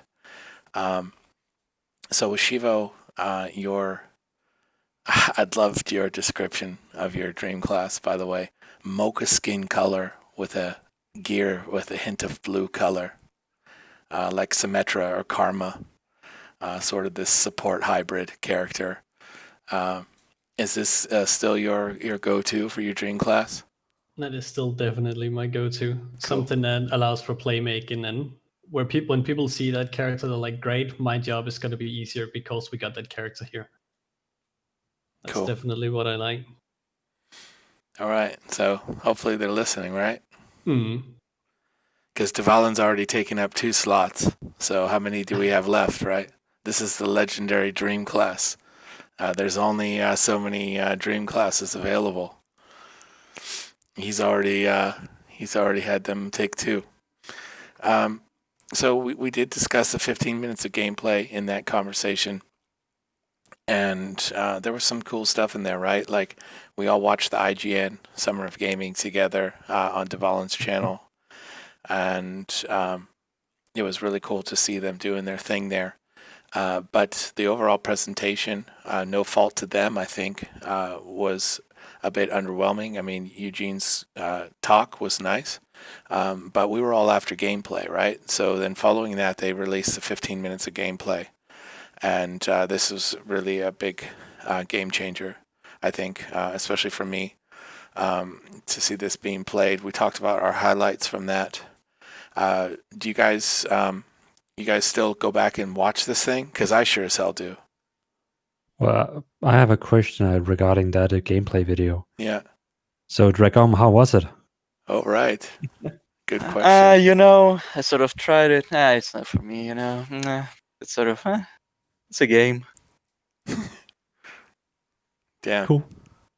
Yeah, but actually I don't know, when I sort of saw my name in there, and it's just, I think I was in a state of shock at that point, and with all the people pinging me and sort of tagging me in the Discord as well, it's just was a little bit overwhelming. And despite me joking about it all the time, I actually didn't get that many people asking me on how to join the beta and how am I still playing the game. And it was really nice to see them sort of acknowledging the community members, which is actually a really good sign for the future. Yeah, fair point. I mean, we are many times very hungry for information, and sometimes it feels like we should be getting more. But this was a really nice gesture. Any other thoughts on the 15 minutes of gameplay? Well, I personally feel it's cool they added community people into the trailer. When you think about World of Warcraft released in 2005, and first in 2014 they actually had a character in game that had a player name. So that just shows how the developers here are different. Yeah, fair. Yeah, the fact that they were on the podcast, the fact that they visited Dvalin at his home and delivered a gift. And I got to hug Eugene. That's right. That's right. Envious. I guess you didn't wash that shirt, did you? No. He's it's still wearing I have it. It's framed. That's It's great. all fake. Dvalin come to the Ukraine and they did the green screen. Yeah, that's right. On top of that, Yeah. with Shievo, we talked about ability downtime. You mentioned the archer in the one of the videos. It looked like there was a lot of downtime between abilities being popped. Have you guys seen any hints? I want to go to you, Seb, because you seem to really pick up on this kind of stuff.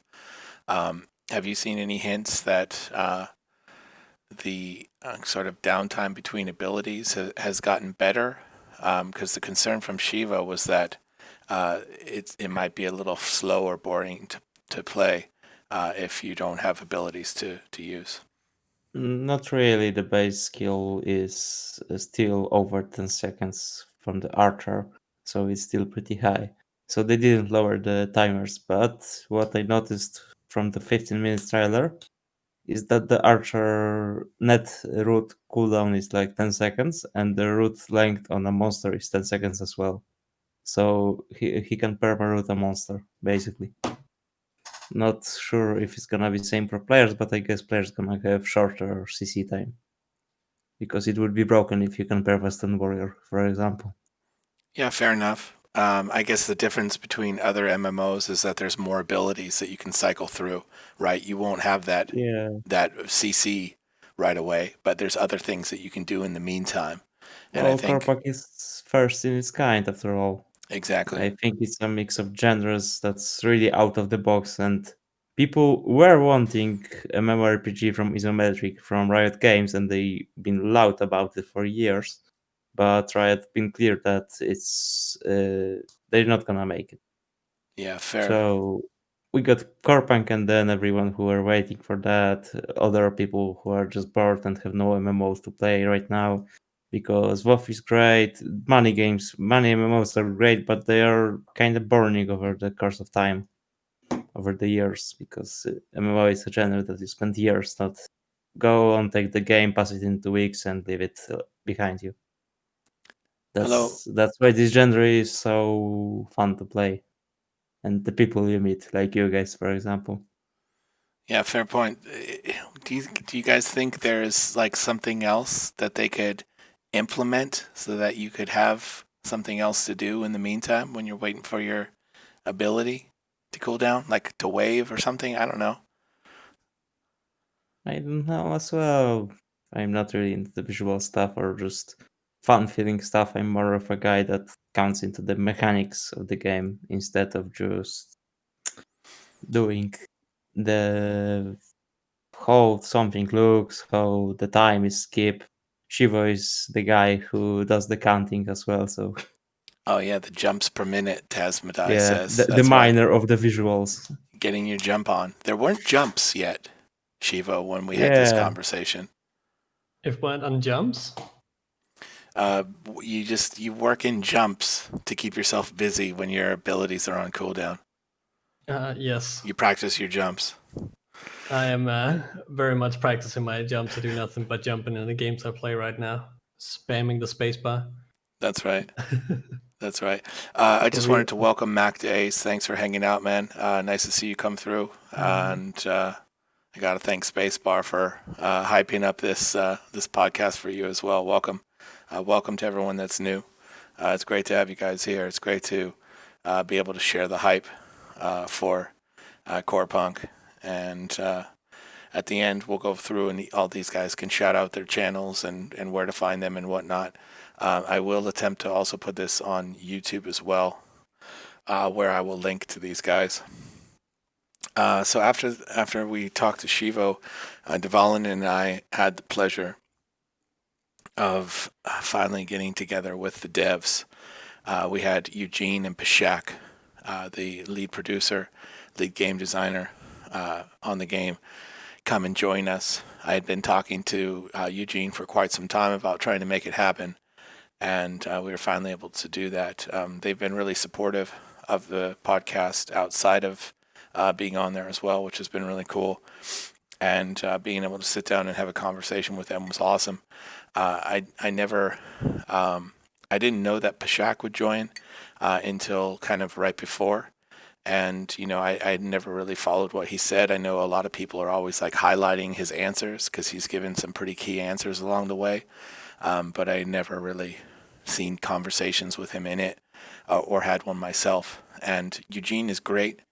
Absolutely love the guy. But Pashak is such a dope dude. And I absolutely loved talking to this guy. I loved all of his conversations about his experiences, his thoughts, his anecdotes of his experiences with games and how they've influenced him. And it was really cool to have this conversation with him. It was great to have Dvalin there, since Dvalin has been a day oneer. It was really awesome to be able to include him in that. It's been really successful as well, and it's been something that I'm really proud of, and I'm glad we could do that. For you guys, I remember Dragom messaged me when he found out about it, because we kept it pretty secret and tight-lipped. For you guys, was it cool to see this episode? Because it's definitely different than what we had done with podcast episodes in the past. Yeah, it was really nice to see a sort of the human side of the game devs.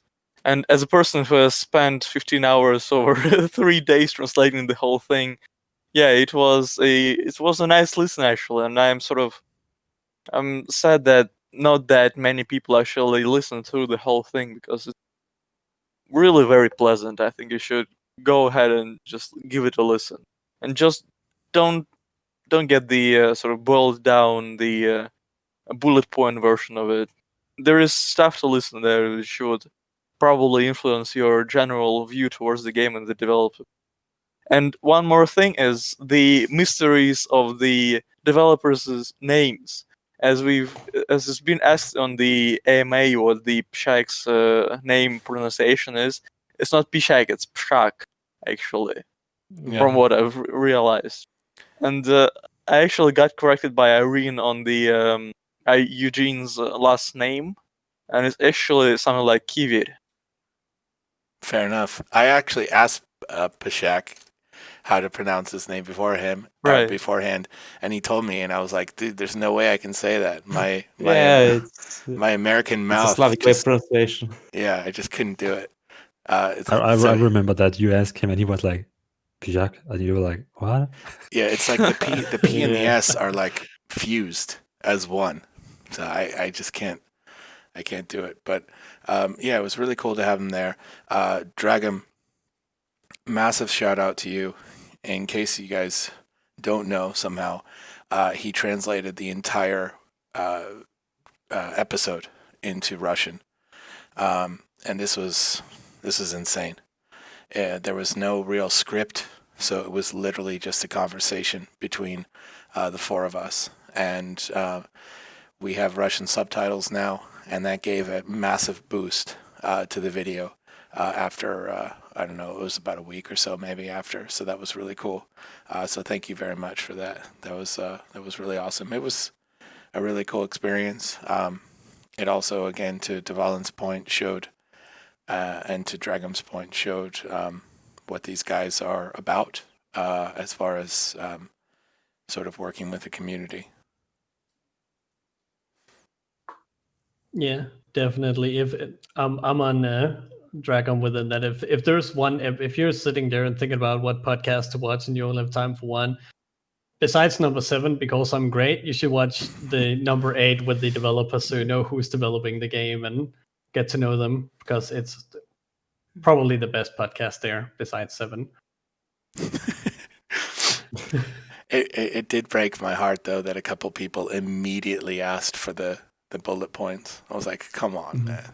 but everyone has their own pace of going through content. So it's even if it was given a quick little view, it's appreciated because it pushed it to other people as well, which is fine. Again, doing this for fun and to have anyone watching in the first place is really cool. And to have that kind of views for this podcast that we put together and we really just sat down and had a conversation around was a lot of fun.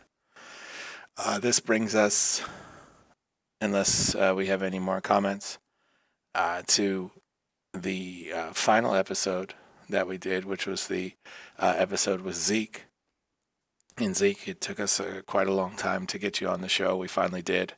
And I told this to Dvalin a few times. I thought quarantine would actually help my creativity and my time to create content, and it was really the opposite. I had so much more trouble finding the time to do this just because of how everything went down.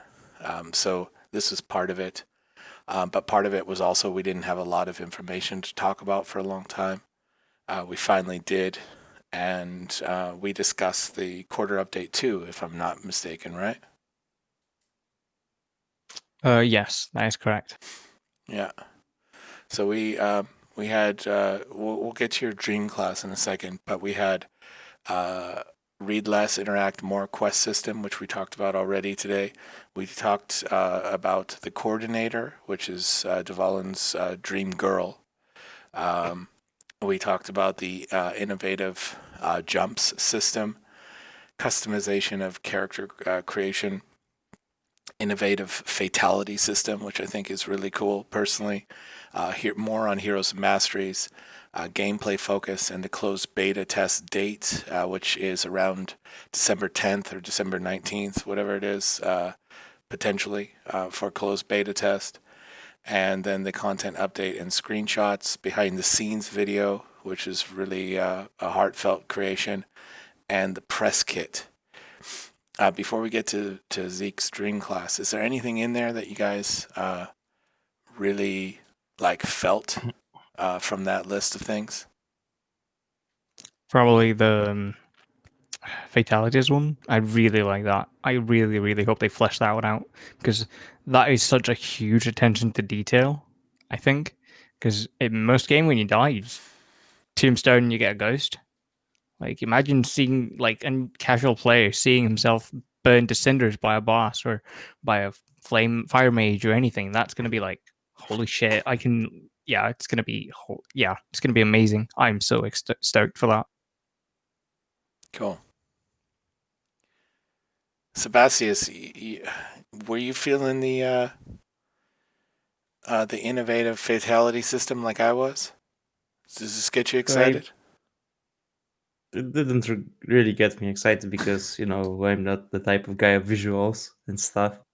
But it's amazing that the details are there and they received each type of damage assigned animation to it. Did really good physics, as you could see. The ragdoll is really top notch. Even the water reflections are really accurate. I think there was a discussion in Discord about the fair. water reflection and what's going on. What's going on somewhere not visible on the screen, but getting a reflection in the water and actually it could be visible from the moving water. So yeah, the physics are really top notch. So fatality system is okay for me. It's a good feature, but not really a game changer for me personally. Yeah, fair enough. I had to go back And and I watch think the that's it. video of the dwarfs getting on the train because they talked about how when they ran through the fog, they moved the fog out of their way with their. Oh man! Oh And yeah. I went back and watched it, and sure enough, so sick, so sick. I mean, when it comes to the fog, we already discussed the jumping. I forgot to add that it really surprised me during the 15 minutes video that the vision is affected by the jumps. That's really a big game changer for PvP. So we can jump, make a peek through the wall, height difference. It's really, really, let's say, really innovative, because even in Dota, if a character would get jump as a skill without a cooldown, then the vision difference would be really expanded, and Yeah, I like was going to mention fight that. on the mid.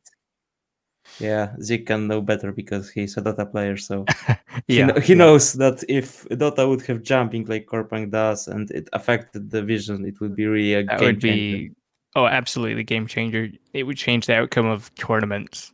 Like that's huge, and I really like that because that's something I love from Dota. If you have high ground, you can see people below you, but they can't see up. I like that. Just a small advantage, and the fact that you can actually actively jump in Corepunk, then you can like jump over and like if you're standing on a cliff, you can jump over and see above the trees, stuff like that. I think that's pretty good. Very cool. Also when you go back to the trees, destroying trees, making the paths through the Oh, environment, that's really also good also thing. from Dota, which I really like, Yeah. because you can make your own path. You can gank people Mhm. from like an opening, and they're gonna think, "Oh, I'm gonna cut through the trees," or you can gank Yeah, someone through the they know the trees. map. It's gonna be amazing. Mm. One quick thing, Boast. Yeah. Is it alright if I go to the bathroom? Yeah, sure. You Yeah. come back ready to talk about your dream class, man. This is This is our bread and butter for the night. This is our final hurrah. So it better be good. Well, we're back in like 2-3 minutes. All right, 2 or 3 minutes. Man, he's really got to go, huh?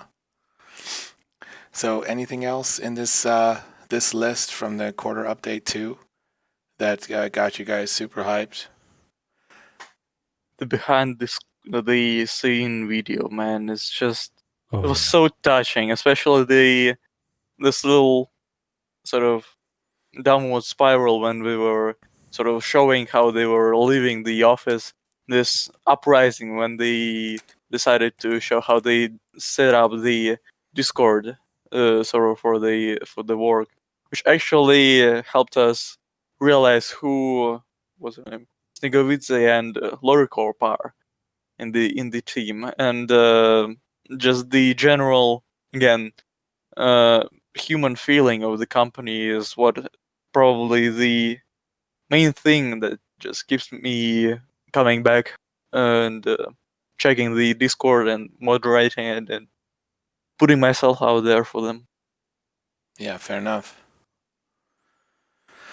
I really liked the new quest system, which we already talked about a little bit. I like the jumps. I look forward to see where this goes. I really love the fatality system. I think this, again, like has been mentioned, this really speaks to the attention of detail these guys are all about. The behind the scenes video was truly amazing and really heartfelt and a really cool further introduction to the team. There to see them prepare for these virtual expos they were doing and get the gameplay content ready. It's just really amazing. Yeah. Yeah. For me, it was also just like Dragom said. The behind the scenes one was just, it was so good. It was what we needed, but didn't know that we needed. Didn't ask for it. That That's makes right. more sense. Yeah. That's It was what we absolutely needed, right. but didn't ask for. Right? It came out of nowhere. We didn't know we were getting it, but all of a sudden, it was just, it was so touching watching the whole thing, and it was like probably some of the best content that we've given us for a really long time. So it was very welcoming to get that video. Right, and to wrap up this conversation, this is why Zeke is the worst, right? So yeah, you should have been there for this conversation. Damn true. Okay. So true. Nice one. Nice one. Very friendly. You know me, man. We talked about your dream class, Zeke, stealth assassin. It's also led us into a conversation about stealth time and cooldown. I stealthing? absolutely figured that. Yeah, and I was playing. I'm still dabbling with Star Wars: The Old Republic here and there. I'm on my final character to play through all 8 classes and get some I don't know, legend title that I will never look at again. But it's something I've been wanting to do for a long time, so I'm doing it. And my final class is the operative, and it has a stealth tree. And this has 100% permanent or possibility of permanent stealth.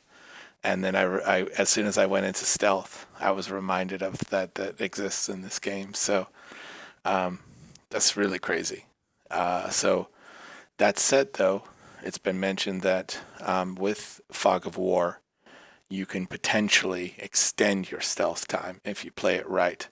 But this goes into more of a tactical use of the stealth, which I think is actually really cool. So talk about your dream class and what stealth means to you. And if you kind of discussed a bit before about stealth time and cooldown, has your opinion changed on that at all? No. My opinion on stealth cooldown and stealth in general hasn't changed, and my my dream class hasn't changed either. It's still stealth assassin. Not really into poisons. But yeah. On the topic on stealth though, I used to play a MMO game called EVE Online, which had permanent stealth, but you could not take any damage. Like, you were literally the weakest ship on field, and you would die in like one hit or like very few hits, like less than 3 maybe. And you had to play really tactical and careful to move around the map and move around the space. And I really like that. That's what I like. And I hope that that plays into Corepunk as well, because as you mentioned, if you utilize Fog of War properly, you can do extend your stealth, which I think is really nice. And hopefully I can learn to do that.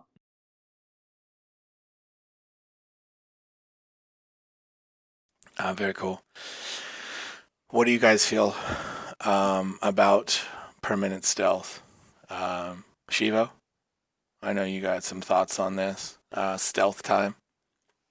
I do have some thoughts on stealth time.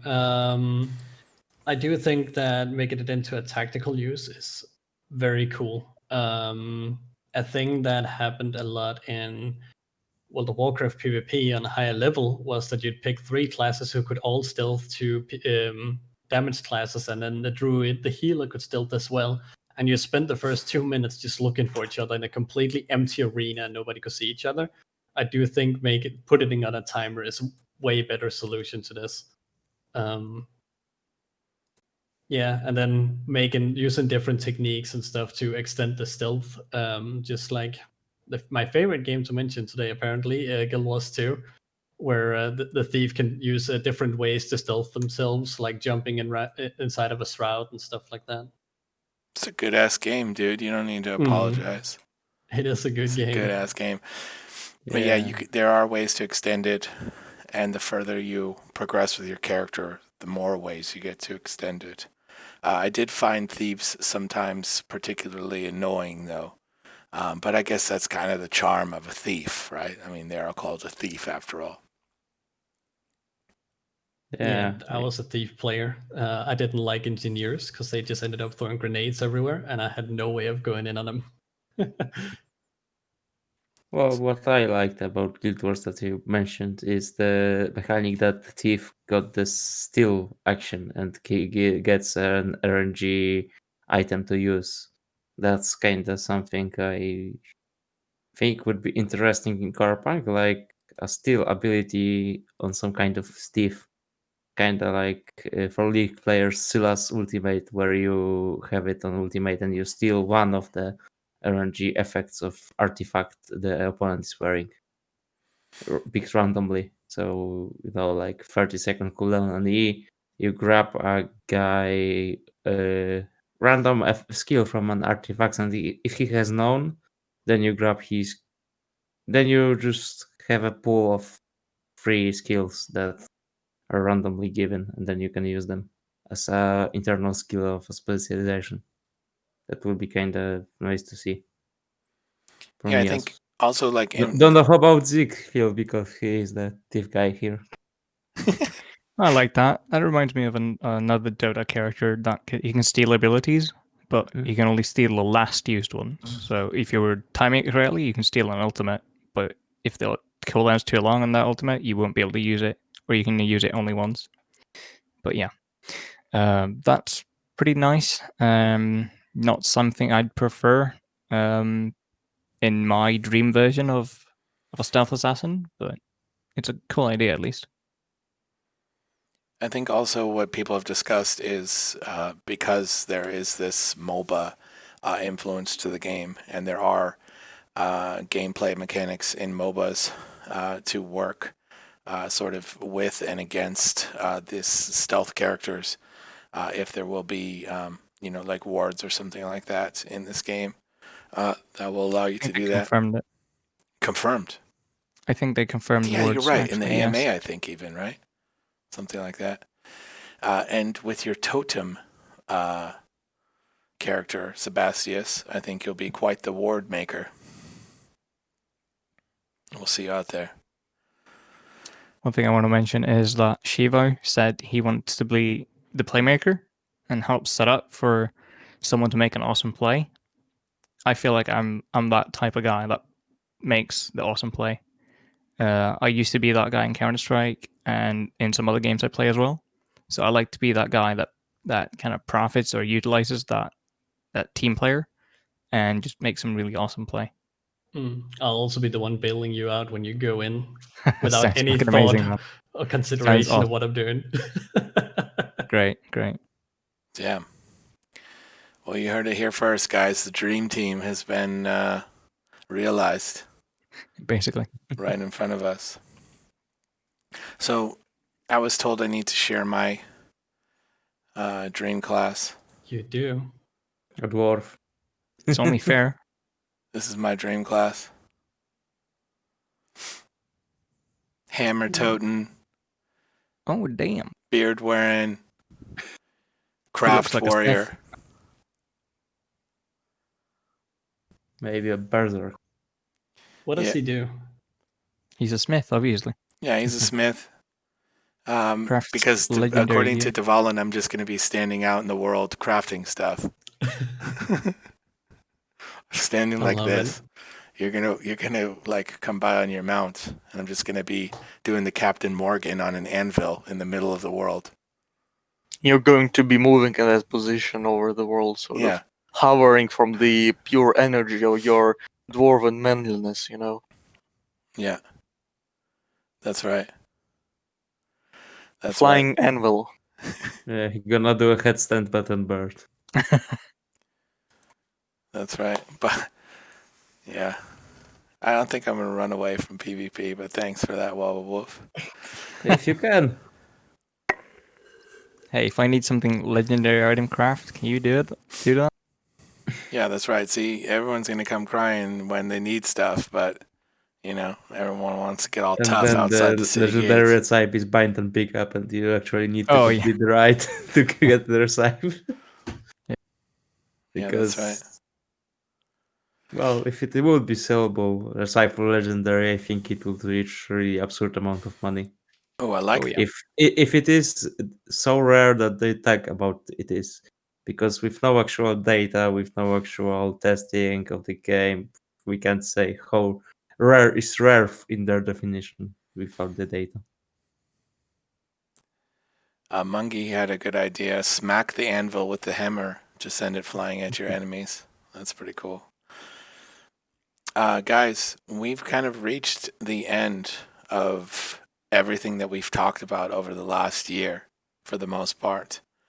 Now is the time to add any comments, concerns, bits of conversation that you want to share with your friends, fans, Corepunk, anyone out there in the world. Give an update on yourself and tell us where we can find more of you. So let's start with Dragom. Dragom, this is your time to shine. Go. Right, so a bit about myself. I'm actually halfway, towards falling asleep already because it's been a very long day. And basically you can find more of me on I'm actually a mod at a YouTube channel's Discord called Legacy Gaming. They made a few videos about Corepunk as well, and basically there is my I have my Twitch setup as well. I'm peeking into BOAST's chat ever so often, whenever I basically can. It's Dragom_TW, and yeah, so I'm still excited for Corepunk, though it's a bit bit calmer than it used to be. What, like almost a goddamn year ago? And yeah, so there's the honeymoon is over, but I still love that game, and I really hope they succeed with what they have, and because they have great potential. Yeah, good luck, you guys. Good luck, Artificial Core, and thank you for the future memories I'm going to have with the game. That's right. Zeke, you're up. Yeah, you can find me at twitch.tv/ZeakQ. I stream weekends, Friday to Sunday, for usually as much as I'm awake, really. Before joining the Corepunk Discord, I was a community manager and a community moderator for a game called Dharma Project, which was a small indie game, battle royale style, 10-player. Pretty fun. So I have some experience as to what Irene is doing, which is pretty cool. The Discord is a bit bigger than this one is, but I think this one will overtake it once Corepunk actually goes into beta and into launch, which is really exciting to be a part of a much bigger community. But yeah, that's about it. You can find me on Discord, or you can just ping me, whatever. Very cool. Sebastius, you're up. Well, I'm not really running any social medias or anything, so you can find me at Corepunk Discord, I guess. I used to be streaming for a couple of 2 years on Hitbox, but then Hitbox shut it down and I have no will to continue on Twitch. Then I started to have internet issues, so I stopped the streaming. Maybe someday I will return to it. But you can find me on Corepunk Discord. I guess I have no other links to give. It's all right, Seb. They Maybe won't on my miss you Twitch on, if I on do the a random Corepunk stream Discord. that takes 20 minutes or something like that. But yeah, other than that, only Corepunk Discord lives. All right, cool. Shievo. Yes. You can find me on Twitch.tv/Shievo,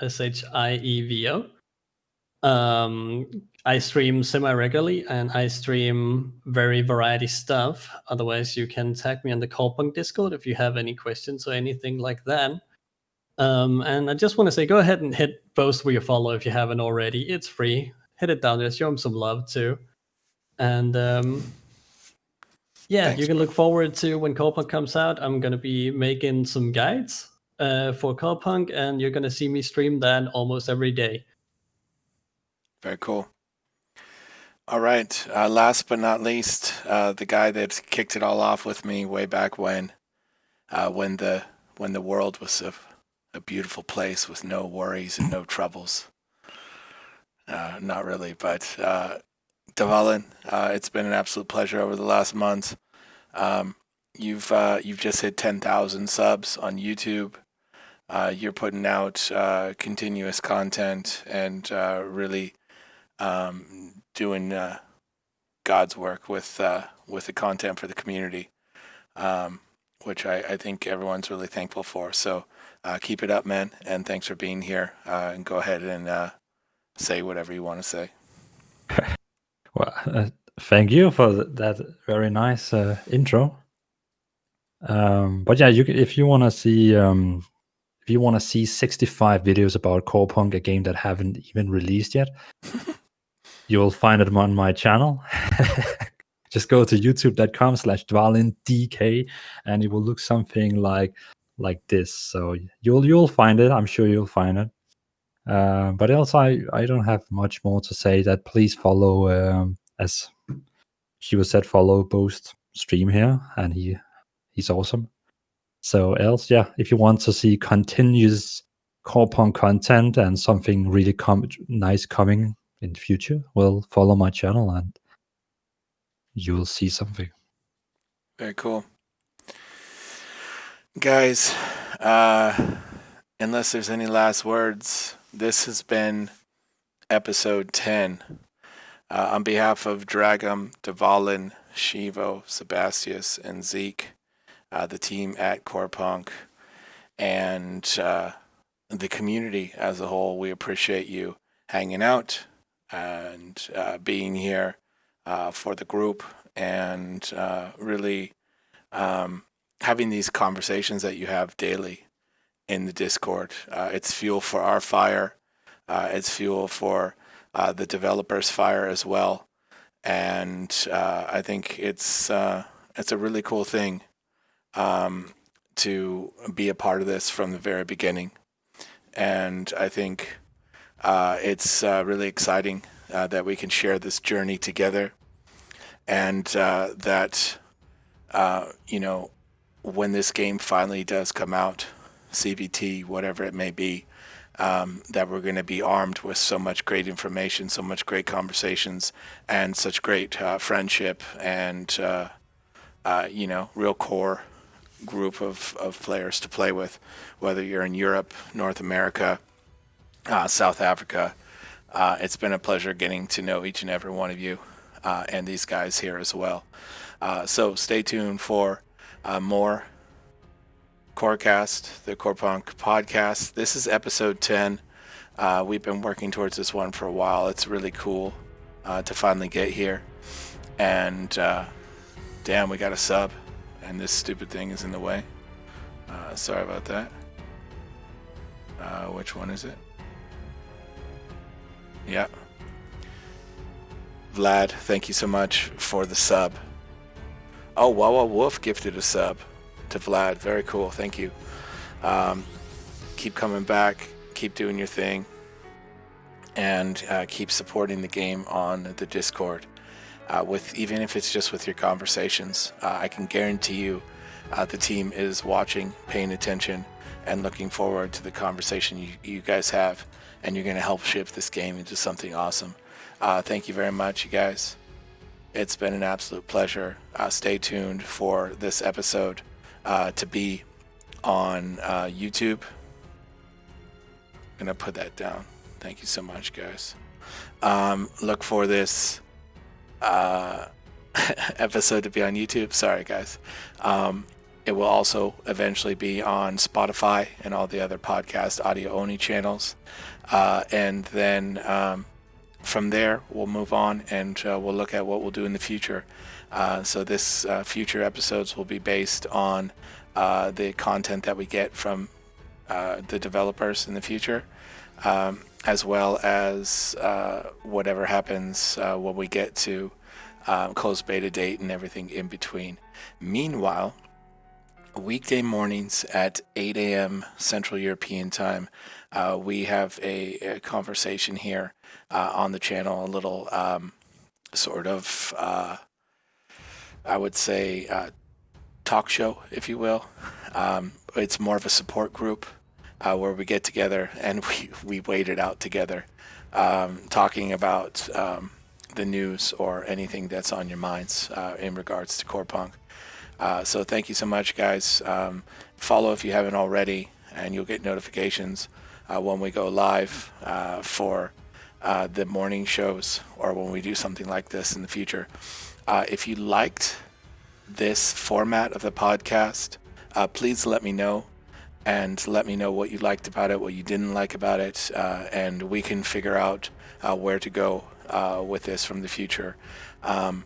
I really always planned to just kind of record the episodes and put them onto YouTube, but I always wanted to try a live version as well. It was highly requested from a lot of people to do the live version.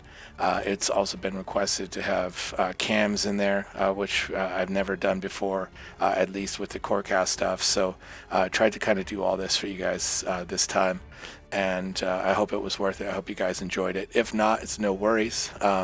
I like the old format as well. So keep hanging out, keep supporting. Appreciate it very much.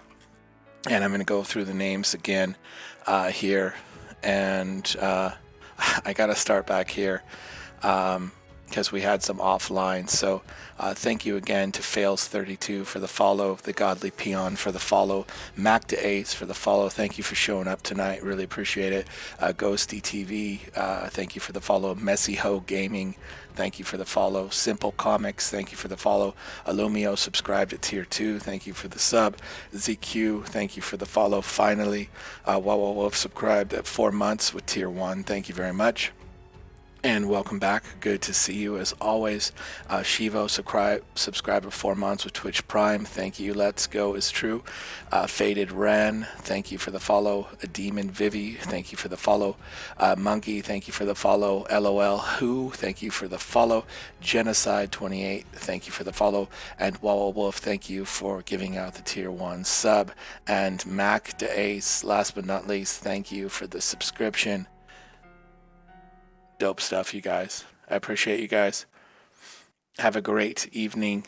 I just want to give a shout out, one last shout out before I stop, to these guys that joined me on the podcast tonight. It's super late on a Friday evening, and they really came through. And I almost I feel a little bit bad having them here on a Friday evening, but it's really the time we could do it. So big shout out to the guys that were on the show tonight. Really appreciate them very much for supporting all along and being a part of it. So you guys have a great weekend. If I see you in the mornings, let's have a coffee together. If I see you in the future, either in YouTube or on future live streams, hit me up, say hi. I always love to see it, and we'll chat about Corepunk. Have a good night, you guys.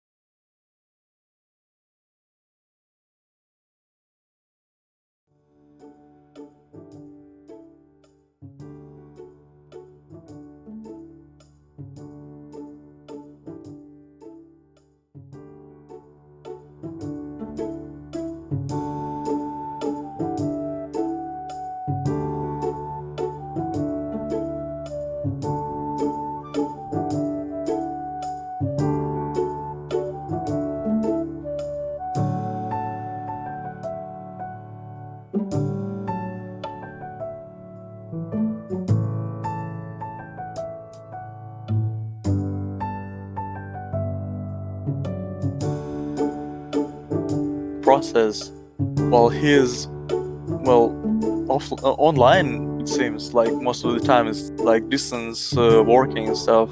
Like he said that he hasn't been back to the office for a long time. Like he's comfortable sort of managing and producing the game while he's on like 90 or 85% online. That seemed kind of strange to me. Oh, they got to hear some after stream talk. Yeah. Hey, Boast. Hey, Boast.